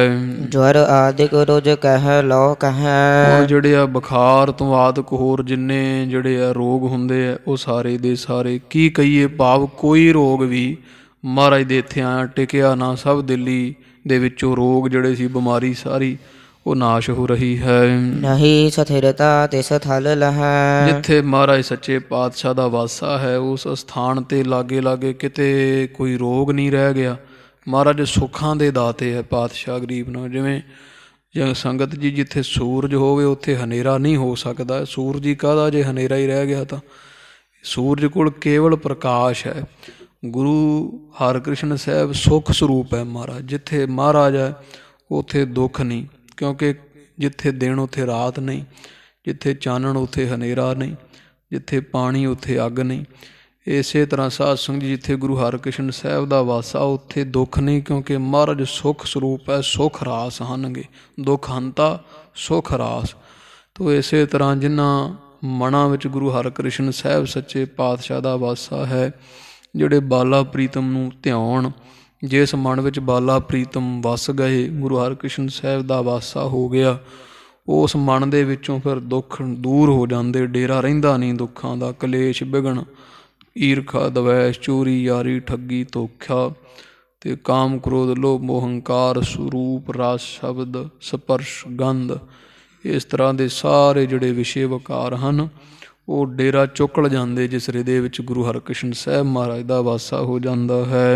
ਜਹ ਕਹ ਮਿਲ ਨਰ ਨਾਰ ਕਹੰਤੇ। ਜਿੱਥੇ ਕਿੱਥੇ ਵੇਖੋ ਸਾਰਾ ਦਿਨ ਗੁਰੂ ਹਰਿਕ੍ਰਿਸ਼ਨ ਸਾਹਿਬ ਜੀ ਦੀ ਗੱਲ ਹੁੰਦੀ। ਜਿੱਥੇ ਕੋਈ 2-4 ਮਾਈ, 2-4 ਬੀਬੀਆਂ ਜਾਂ ਕੋਈ ਮਨੁੱਖ ਜੁੜਦੇ ਤੇ ਗੁਰੂ ਹਰਿਕ੍ਰਿਸ਼ਨ ਸਾਹਿਬ ਦੀ ਸੋਭਾ ਹੁੰਦੀ ਹੈ। ਪਰਮ ਪੁਰਖ ਇਨ ਪੁਰ ਦੁਖ ਹੰਤੇ। ਬੜੇ ਮਹਾਂਪੁਰਖ ਹੈ ਗੁਰੂ ਹਰਿਕ੍ਰਿਸ਼ਨ ਸਾਹਿਬ ਜੀ। ਜਦੋਂ ਦੇ ਨਗਰ ਦਿੱਲੀ ਵਿੱਚ ਆਏ ਆ, ਦਿੱਲੀ ਦੇ ਦੁੱਖ ਦੂਰ ਹੋ ਗਏ ਹਨ। ਵੱਡੋ ਭਰਾਤ ਸਭ ਅਜਮਤ ਲਾਇਕ। ਪਹਿਲਾਂ ਇਹਨਾਂ ਦੇ ਵੱਡੇ ਭਰਾ ਬਾਬਾ ਰਾਮ ਰਾਏ ਜੀ ਇੱਥੇ ਆਏ ਹੋਏ ਹੈ। ਉਹ ਵੀ ਸਾਰੀਆਂ ਸ਼ਕਤੀਆਂ ਦੇ ਮਾਲਕ ਹਨ।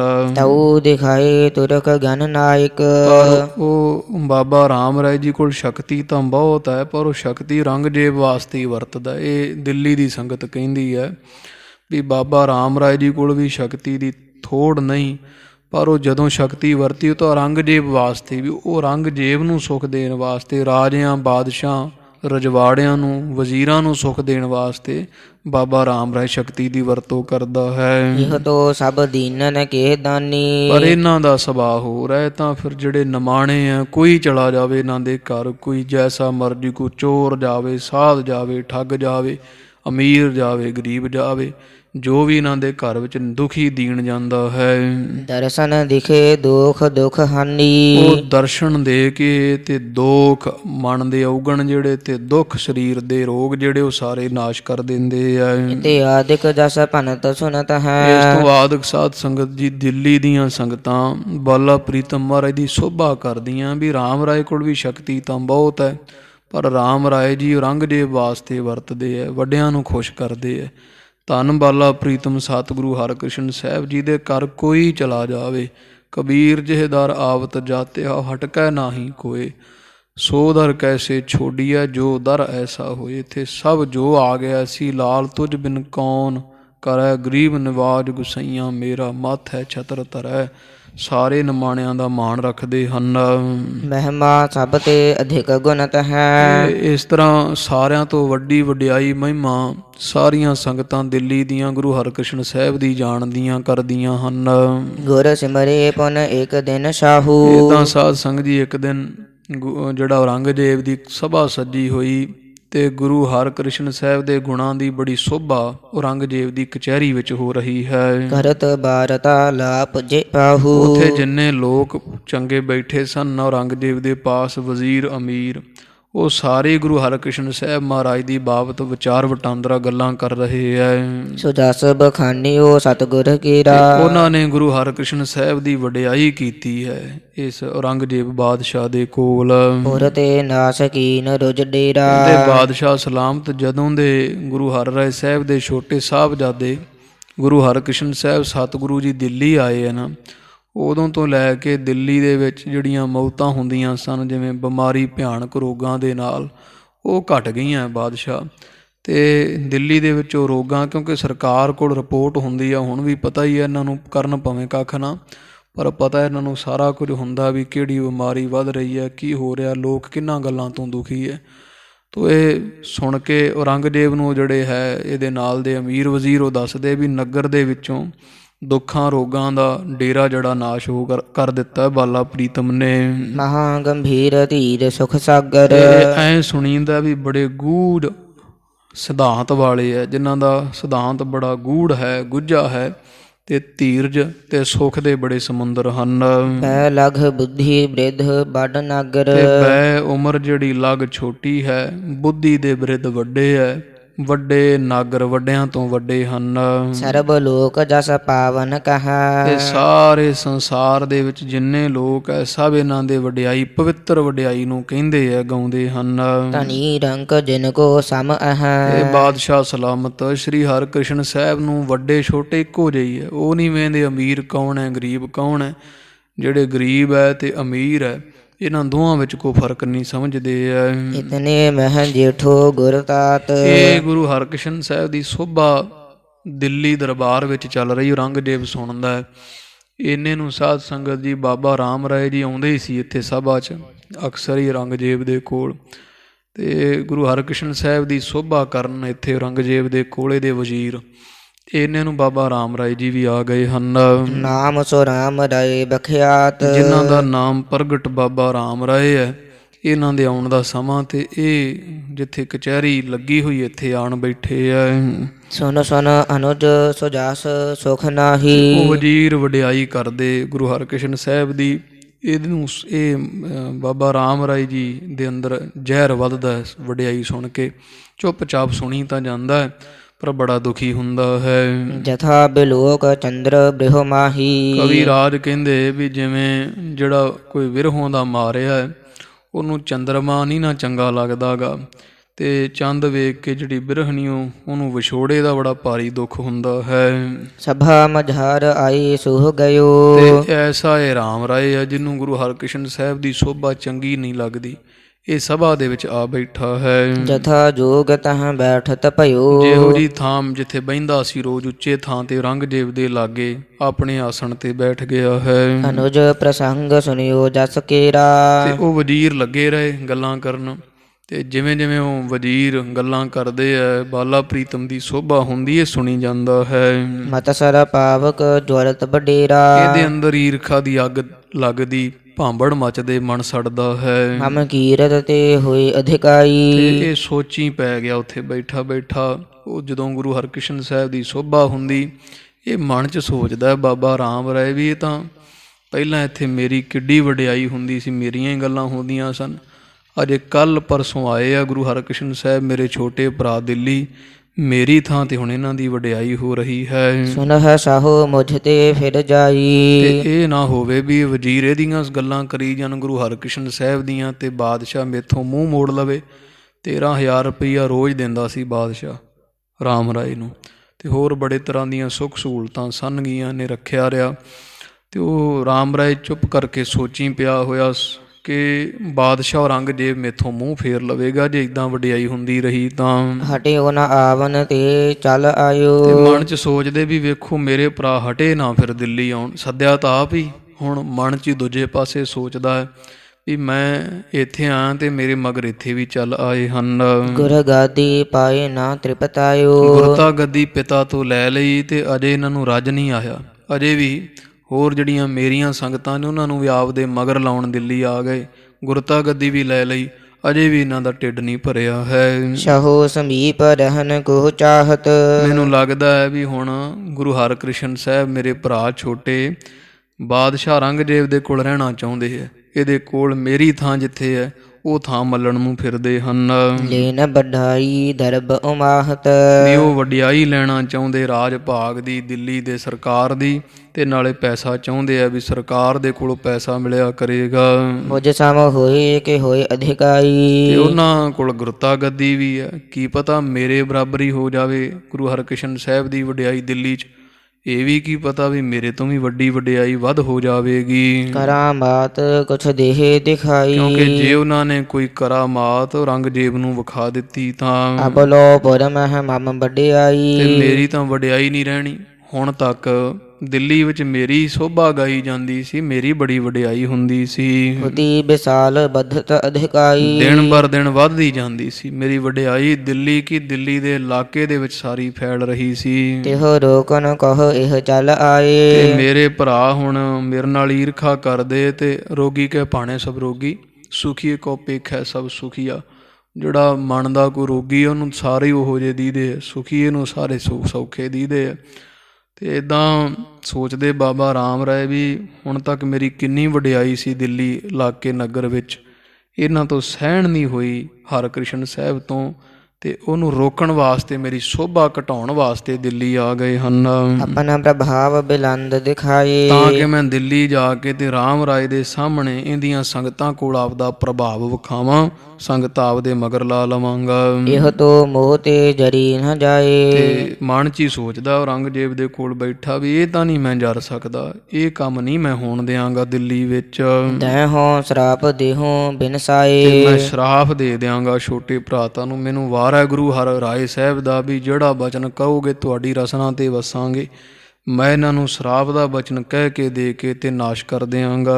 ਪਰ ਉਪਾਏ ਚੱਲਿਓ ਨਹਿ ਕੋਈ। ਕਿਉਂਕਿ ਹੋਰ ਤਾਂ ਇਹਨਾਂ ਦਾ ਕੋ ਪਾ ਕੋ ਹੱਥ ਵਸ ਮੇਰੇ ਤੇ ਚੱਲਿਆ ਨਹੀਂ ਹੈ। ਬੁਰੀ ਕਰਤ ਭਲ ਹੋਵਤ ਸੋਈ। ਤੇ ਇਹ ਤਾਂ ਜਿਹੜੀ ਹੈ ਬੁਰੀ ਕਰ ਰਹੇ ਮੇਰੇ ਨਾਲ, ਤੇ ਹੋ ਮੇਰੇ ਭਲਾ ਹੋ ਰਿਹਾ ਸੀ ਮੇਰੀ ਵਡਿਆਈ ਹੋ ਰਹੀ ਸੀ, ਪਰ ਇਹ ਬੁਰੀ ਕਰਨ ਵਾਸਤੇ ਮੇਰੇ ਨਾਲ ਇੱਥੇ ਦਿੱਲੀ ਹੋਰ ਤਾਂ ਇਹਨਾਂ ਦਾ ਵਸ ਨਹੀਂ ਮੇਰੇ ਤੇ ਚੱਲਿਆ, ਤੇ ਦਿੱਲੀ ਮੇਰੀਆਂ ਸੰਗਤਾਂ ਨੂੰ ਆਪਦੇ ਪਿੱਛੇ ਲਾਉਣ ਵਾਸਤੇ ਆ ਗਏ। ਔਰੰਗਜ਼ੇਬ ਦੇ ਕੋਲ ਮੇਰੀ ਗੱਦੀ ਮੱਲਣ ਨੂੰ ਫਿਰਦੇ ਆ। ਹਾਂ ਬੁਲਾਇਓ ਕਾਜ ਬਿਗਾੜਨ। ਫਿਰ ਮਨ 'ਚ ਸੋਚਦਾ ਵੀ ਮਣਾ ਕਿੱਧਰ ਉਹਨਾਂ ਨੂੰ ਇੱਥੇ ਬੁਲਾ ਲਿਆ, ਕਿਉਂਕਿ ਰਾਮ ਰਾਏ ਨਹੀਂ ਸੱਦਿਆ ਸੀ ਨਾ ਔਰੰਗਜ਼ੇਬ ਦੇ ਰਾਹੀਂ। ਤੇ ਫਿਰ ਹੁਣ ਸੋਚਦਾ ਵੀ ਮਣਾ ਕੀ ਲੈਣਾ ਸੀ ਆਪਾਂ ਬੁਲਾ ਕੇ, ਇੱਥੇ ਕਿੱਧਰ ਬੁਲਾ ਲਿਆ ਕੰਮ ਵਿਗਾੜਨ ਵਾਸਤੇ। ਸੋ ਨਾ ਭਇਓ ਸਭ ਕੀਨ ਸੁਧਾਰਨ। ਤੇ ਇਹ ਜਿਹੜਾ ਕੰਮ ਕੀਤਾ ਸੀ, ਸੁਧਾਰਿਆ ਸੀ, ਉਹ ਸਾਰੇ ਦਾ ਸਾਰਾ ਜਿਹੜਾ ਹੈ ਉਹ ਵਿਗੜ ਜਾਣਾ। ਤੇ ਮੈਂ ਗਲਤ ਕੰਮ ਕਰ ਲਿਆ, ਇੱਥੇ ਬੁਲਾ ਲਿਆ ਤੇ ਕੰਮ ਵਿਗਾੜ ਲੈਣਾ ਮੈਂ ਆਪਦਾ। ਮੇਰੀ ਸੰਗਤ ਜੋ ਮੈਨੂੰ ਬਣਦੀ ਪੂਜਦੀ ਉਹ ਸਭ ਉਹਨਾਂ ਦੇ ਪਿੱਛੇ ਚਲ ਜਾਣੀ ਹੈ। ਸਹੋ ਸਮੀਪੀ ਤਿਹ ਜਸ ਕਹਾ। ਕਿਉਂਕਿ ਜਿਹੜੇ ਬੰਦੇ ਔਰੰਗਜ਼ੇਬ ਦੇ ਕੋਲ ਲੱਗੇ ਹੋਏ ਆ, ਇਹ ਤਾਂ ਸਾਰਾ ਦਿਨ ਹੀ ਵਡਿਆਈ ਉਹਦੀ ਕਰੀ ਜਾਂਦੇ ਮੇਰੇ ਭਰਾਤਾ ਦੀ। ਉਹਨਾਂ ਦੀਆਂ ਵਡਿਆਈਆਂ ਕਰ ਕਰਕੇ ਬਾਦਸ਼ਾਹ ਨੂੰ ਵੀ ਮੇਰੇ ਨਾਲੋਂ ਵਿਗਾੜ ਦੇਣਾ ਹੈ। ਅਪਰਨ ਕੀ ਗਿਆ ਗਿਣਤੀ ਅਹ। ਚਲੋ ਦੂਜਿਆਂ ਦੀ ਤਾਂ ਗੱਲ ਹੀ ਕੋਈ ਨਹੀਂ, ਜਦੋਂ ਬਾਦਸ਼ਾਹ ਔਰੰਗਜ਼ੇਬ ਨੇ ਮੇਰੇ ਨਾਲੋਂ ਮੂੰਹ ਫੇਰ ਲਿਆ ਵੀ ਇਹਦੇ ਨਾਲੋਂ ਵੀ ਵੱਡੇ ਆ ਗਏ, ਤੇ ਮੈਨੂੰ ਇੱਥੇ ਕਿਹਨੇ ਪੁੱਛਣਾ ਹੈ।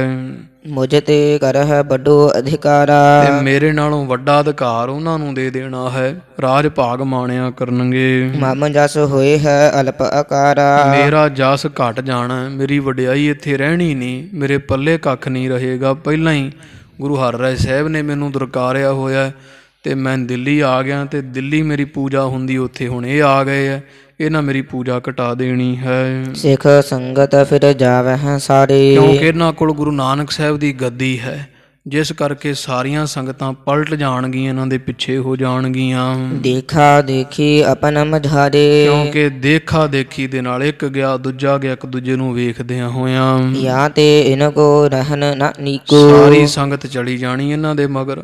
ਤੇ ਰਾਮ ਰਾਏ ਸੋਚਣ ਲੱਗਿਆ ਵੀ ਹੁਣ ਇਹਨਾਂ ਦਾ ਇੱਥੇ ਰਹਿਣਾ ਚੰਗਾ ਨਹੀਂ, ਗੁਰੂ ਹਰਿਕ੍ਰਿਸ਼ਨ ਸਾਹਿਬ ਨੂੰ ਦਿੱਲੀ ਨਹੀਂ ਰਹਿਣ ਦੇਣਾ ਚਾਹੀਦਾ ਹੈ। ਇਸ ਤੇ ਬਦਹ ਮੋਹਿ ਦੁਖ ਜੀ ਕੋ। ਜੇ ਗੁਰੂ ਹਰਿਕ੍ਰਿਸ਼ਨ ਸਾਹਿਬ ਦਿੱਲੀ ਰਹਿ ਗਏ ਤੇ ਮੇਰੇ ਹਿਰਦੇ ਨੂੰ ਦੁੱਖ ਵਧੇਗਾ, ਮੈਂ ਔਖਾ ਹੋਵਾਂਗਾ, ਮੇਰੇ ਸਾਰਾ ਕੁਝ ਬਣੀ ਬੱਤਰੀ ਖੇਡ ਵਿਗੜ ਜਾਣੀ ਹੈ। ਇਤੇ ਆਦਿਕ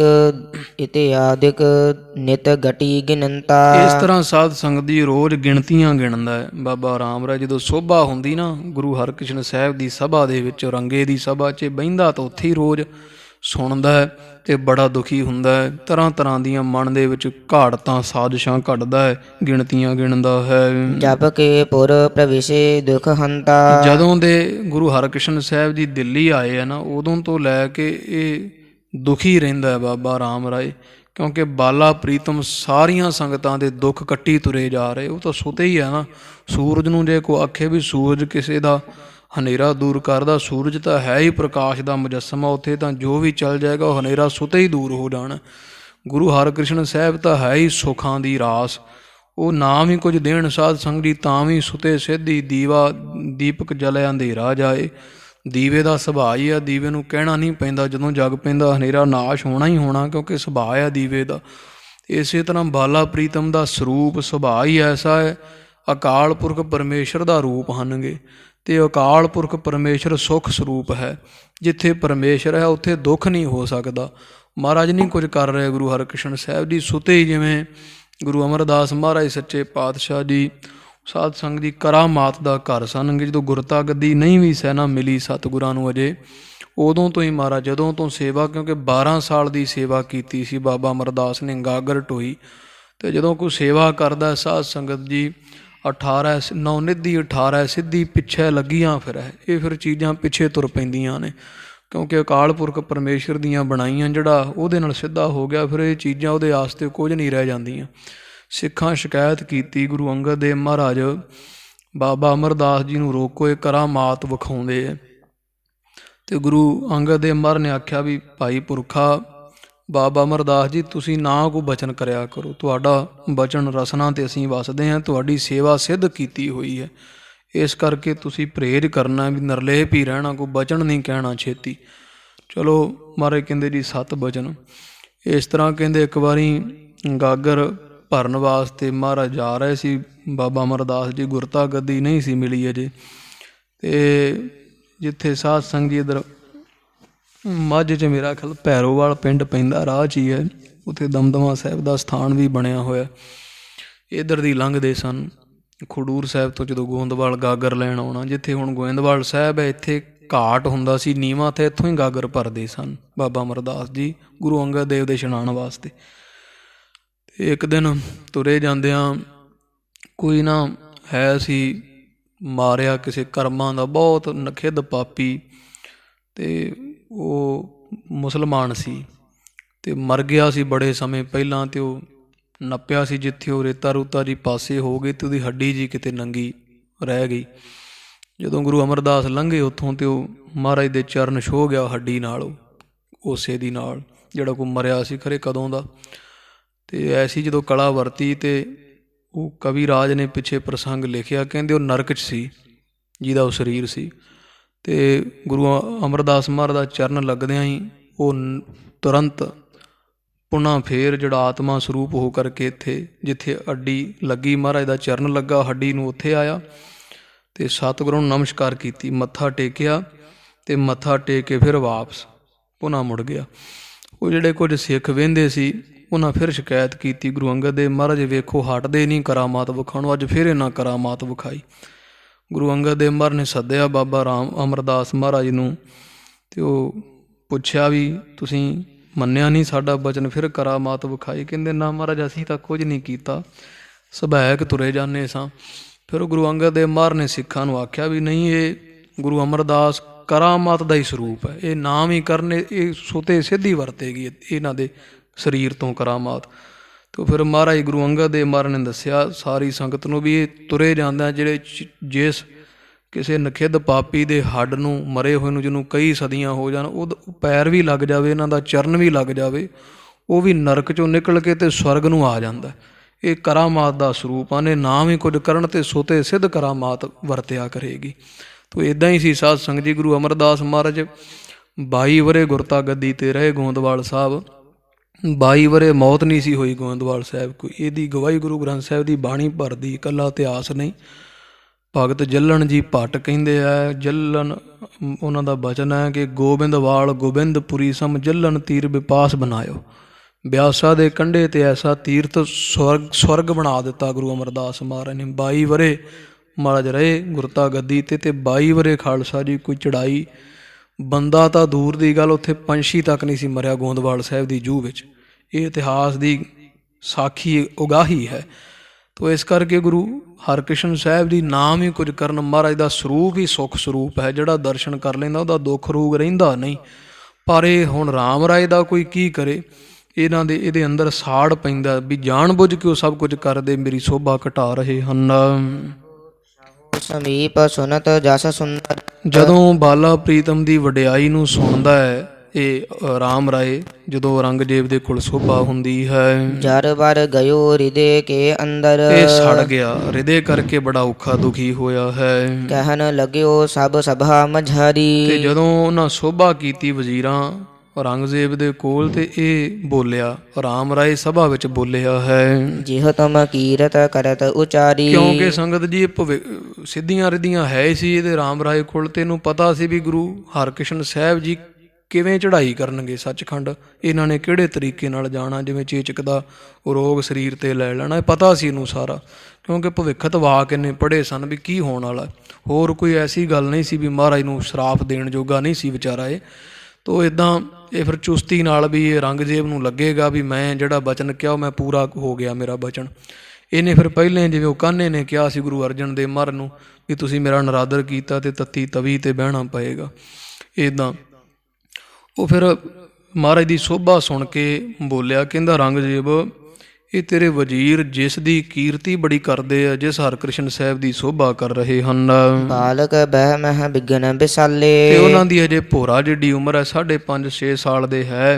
ਇੰਨੀ ਕੁ ਉਮਰ ਦੇ ਵਿੱਚ ਬੜੇ ਵਿਘਨ ਪੈਂਦੇ ਹੁੰਦੇ ਆ, ਬੱਚਿਆਂ ਨੂੰ ਬੜੇ ਤਰ੍ਹਾਂ ਦੇ ਰੋਗ ਲੱਗ ਜਾਂਦੇ ਹਨ।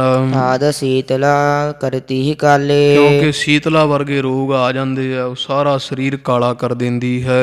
ਇਹਨਾਂ ਤੇ ਉਬਰਨ ਦੁਸਤਰ ਹੈ। ਜਿਵੇਂ ਆ ਚੇਚਕ ਵਰਗੇ ਰੋਗ ਲੱਗ ਜਾਂਦੇ ਆ, ਤੇ ਇਹਨਾਂ ਤੋਂ ਬਚਣਾ ਬਹੁਤ ਔਖਾ ਹੈ। ਜਿਹੜੇ ਬੱਚਾ ਉਮਰ ਹੁੰਦੀ ਹੈ ਜਦੋਂ ਇਹ ਲੱਗ ਜਾਂਦੀ ਹੈ, ਤੇ ਹੁਣ ਉਹ ਫਿਰ ਉਦੋਂ ਲਾਜ ਲੂਜ ਐਸੇ ਹੀ ਸਨਗੇ, ਤੇ ਕਹਿੰਦਾ ਵੀ ਇਹਨਾਂ ਤੋਂ ਬਚਣਾ, ਜਿਹੜਾ ਚੇਚਕ ਆਦਿਕ ਤੋਂ ਸੀਤਲਾ ਤੋਂ ਬਚਣਾ ਬੜਾ ਔਖਾ ਹੋ ਜਾਂਦਾ ਹੈ।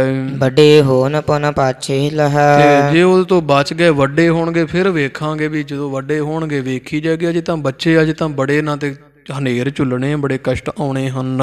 ਦੋਹਰਾ ਖਾਜ ਸੀਤਲਾ ਕੋ ਹੈ। ਕਿਉਂਕਿ ਜਿਹੜਾ ਸੀਤਲਾ ਹੈ ਉਹ ਜਾਂ ਕਿਹੜਾ ਇਹ ਚੇਚਕ ਰੋਗ ਹੁੰਦਾ ਹੈ, ਇਹ ਬਾਦਸ਼ਾਹ ਇਹ ਰਹਿਣ ਨਹੀਂ ਦਿੰਦਾ ਬੱਚੇ ਨੂੰ, ਇਹ ਤਾਂ ਸਾਰਾ ਸਰੀਰ ਨੂੰ ਖਾ ਜਾਂਦਾ ਹੈ। ਕਹਾ ਭਇਓ ਜੇ ਆਏ। ਤੇ ਕੀ ਹੋ ਜਾਵੇਗਾ ਜਦੋਂ ਇਹ ਦਿੱਲੀ ਆ ਗਏ ਤਾਂ ਕੀ ਹੋਇਆ, ਜੇ ਇੱਥੇ ਰੋਗ ਬਹੁਤ ਹੈ ਚੇਚਕ ਦਾ, ਤੇ ਜੇ ਉਹ ਰੋਗ ਇਹਨਾਂ ਨੂੰ ਚੰਬੜ ਗਿਆ ਤੇ ਖਾ ਜਾਵੇਗੀ, ਜਾਂ ਇਹ ਤਾਂ ਜਿਹੜਾ ਚੇਚਕ ਹੈ ਚੇਚਕ ਦੇ ਖਾਣਾ ਹੈ, ਭਾਵ ਵੀ ਸ਼੍ਰੀ ਹਰਕ੍ਰਿਸ਼ਨ ਸਾਹਿਬ ਇਹ ਚੇਚਕ ਦੇ ਨਾਲ ਹੀ ਇਹਨਾਂ ਨੇ ਵੇਖੋ ਇਹਨਾਂ ਤੇ ਕੀ ਭਾਣਾ ਵਾਪਰਨਾ ਹੈ। ਇਹ ਐਸੀ ਕਲਾ ਵਰਤੇਗੀ, ਤੁਸੀਂ ਐਵੇਂ ਇਹਨਾਂ ਦੀ ਸੋਭਾ ਕਰੀ ਜਾ ਰਹੇ ਹੋ। ਕਿਮ ਉਬਰ ਜਬ ਨਿਕਸ ਹੈ। ਜਦੋਂ ਐਸਾ ਕੋਈ ਸਮਾਂ ਬਣ ਗਿਆ ਨਾ ਚੇਚਕ ਆਦਿਕ ਰੋਗ ਦਾ, ਤੇ ਵੇਖਾਂਗੇ ਫਿਰ ਉਦੋਂ ਤੋਂ ਕਿਵੇਂ ਨਿਬੜਦੇ ਆ, ਕਿਵੇਂ ਉਹਦੇ ਨਾਲ ਨਿਬੜਨਗੇ, ਕਿਵੇਂ ਉਹਦੇ ਤੋਂ ਇਹਨਾਂ ਦਾ ਉਧਾਰ ਹੋਵੇਗਾ। ਸਮਾਂ ਭਇਓ ਨਿਕਟਾਏ। ਕਿਉਂਕਿ ਸਮਾਂ ਲਾਗੇ ਆ ਗਿਆ ਇਹਨਾਂ ਦਾ, ਕੋਈ ਬਹੁਤਾ ਲੰਮਾ ਸਮਾਂ ਨਹੀਂ ਇਹ ਮੈਨੂੰ ਪਤਾ ਲੱਗ ਗਿਆ ਹੈ। ਚੌਪਈ ਨਹੀਂ ਸੀਤਲਾ ਨਿਕਸੀ ਆਗੇ। ਕਿਉਂਕਿ ਅਜੇ ਤੱਕ ਇਹਨਾਂ ਨੂੰ ਇਹ ਜਿਹੜਾ ਚੇਚਕ ਆਦਿਕ ਦਾ ਰੋਗ ਨਹੀਂ ਨਿਕਲਿਆ ਹੋਇਆ ਹੈ। ਅਬ ਨਿਕਸੈ ਤੋ ਪ੍ਰਾਨਨ ਤਿਆਗੇ। ਤੇ ਹੁਣ ਨਿਕਲੇਗਾ, ਸਮਾਂ ਆ ਗਿਆ ਤੇ ਵੇਖਿਆ ਜੇ ਬਾਦਸ਼ਾਹ ਉਸੇ ਰੋਗ ਦੇ ਨਾਲ ਹੀ ਇਹਨਾਂ ਨੇ ਸਰੀਰ ਪ੍ਰਾਣ ਤਿਆਗ ਦੇਣੇ ਹਨ। ਜਬ ਉਬਰਹ ਤਬ ਜੀਵਨ ਆਸਾ। ਜੇ ਉਬਰਨਗੇ ਉਹਦੇ ਤੋਂ ਬਚ ਸਕਣਗੇ ਰੋਗ ਤੋਂ, ਫੇਰ ਜੀਵਨ ਦੀ ਆਸਾ ਕੋ ਹੋ ਸਕਦੀ ਹੈ, ਨਹੀਂ ਤਾਂ ਇਹਨਾਂ ਨੇ ਨਹੀਂ ਰਹਿਣਾ ਹੈ। ਤਉ ਲਗ ਨਹਿ ਤਿਨ ਕੋ ਪਰਵਾਸਾ। ਉਦੋਂ ਤੱਕ ਨਹੀਂ ਐਵੇਂ ਝੂਠੀਆਂ ਸਿਫਤਾਂ ਕਰਨੀਆਂ ਚਾਹੀਦੀਆਂ। ਕੀ ਭਰੋਸਾ ਹੈ ਜਦੋਂ ਉਹ ਵਰਤੇਗੀ ਉਹਦੇ ਤੋਂ ਲੰਘੀ ਤੋਂ ਜਿਉਂਦੇ ਬਚਣਗੇ ਤੇ ਫਿਰ ਤਾਂ ਸੋਭਾ ਕਰ ਲਿਆ ਜੇ, ਪਰ ਅਜੇ ਇਹਨਾਂ ਦੇ ਕੋਈ ਬਹੁਤੇ ਲੰਮੇ ਦਿਨ ਨਹੀਂ ਹਨ।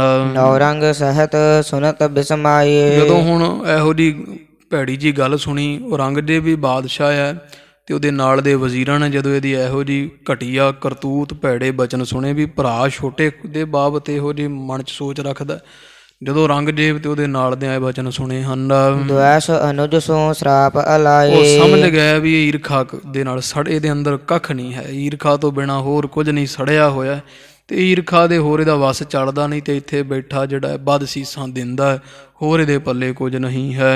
ਹਮ ਸੋ ਨਹਿ ਮਿਲਬੇ ਤਿਸ ਚਾਹੂ। ਤੇ ਉਹ ਮਨ 'ਚ ਸੋਚਦੇ, ਔਰੰਗਜ਼ੇਬ ਕਹਿੰਦਾ ਵੀ ਵੇਖੋ ਏਡਾ ਇਹਦੇ ਅੰਦਰ ਈਰਖਾ ਭਰੀ ਹੋਈ ਵੀ ਗੁਰੂ ਹਰਕ੍ਰਿਸ਼ਨ ਸਾਹਿਬ ਤਾਂ ਸਾਨੂੰ ਮੱਥੇ ਵੀ ਨਹੀਂ ਲਾਇਆ ਚਾਹੁੰਦੇ, ਤੇ ਇਹਨੂੰ ਇਹ ਫਿਕਰ ਪਿਆ ਹੋਇਆ ਵੀ ਇਹ ਔਰੰਗਜ਼ੇਬ ਕੋਲ ਆਉਣ ਵਾਸਤੇ ਵੀ ਮੇਰੇ ਖਾਤਰ ਆਏ ਹੋਏ ਆ, ਮੈਨੂੰ ਮਹਿਲ 'ਚੋਂ ਕੱਢਣ ਵਾਸਤੇ ਆਏ ਹੋਏ, ਹਾਲਾਂਕਿ ਗੁਰੂ ਹਰਕ੍ਰਿਸ਼ਨ ਸਾਹਿਬ ਤਾਂ ਸਾਨੂੰ ਮੱਥੇ ਵੀ ਨਹੀਂ ਲਾਇਆ ਚਾਹੁੰਦੇ ਹਨ।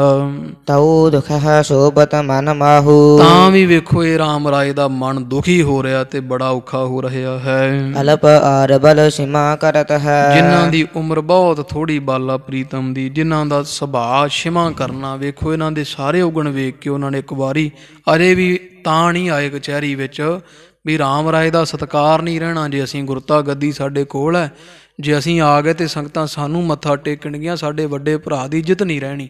ਉਹ ਇਹਦੇ ਬਾਰੇ ਕਿੰਨਾ ਕੁਝ ਸੋਚਦੇ ਹਨ। ਇਹ ਜੇਠੋ ਹੌਰਵਤ ਧਰਤ ਤੇ ਹੈ। ਇਹ ਵੱਡਾ ਹੈ ਤੇ ਸਗੋਂ ਹੌਲਾ ਹੈ। ਇਹਨੂੰ ਤਾਂ ਵੱਡੇ ਭਰਾ ਨੂੰ ਤਾਂ ਵੱਡਿਆਂ ਵਾਂਗ ਰਹਿਣਾ ਚਾਹੀਦਾ, ਜਿਵੇਂ ਪਿਤਾ ਹੁੰਦਾ ਵੱਡਾ ਭਰਾ ਏਦਾਂ ਰਵੇ।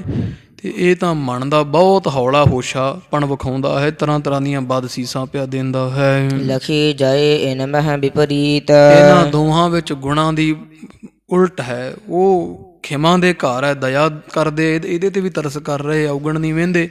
ਤੇ ਇਹ ਈਰਖਾ ਦੇ ਨਾਲ ਸੜਿਆ ਹੋਇਆ। ਇਹਨਾਂ ਦੋਹਾਂ ਵਿੱਚ ਸਤਿਗੁਰੂ ਹਰਿਕ੍ਰਿਸ਼ਨ ਸਾਹਿਬ ਵਿੱਚ ਤੇ ਰਾਮ ਰਾਏ ਵਿੱਚ, ਦੋਹਾਂ ਭਰਾਵਾਂ ਦੇ ਵਿੱਚ ਬੜਾ ਜ਼ਮੀਨ ਅਸਮਾਨ ਦਾ ਫਰਕ ਹੈ।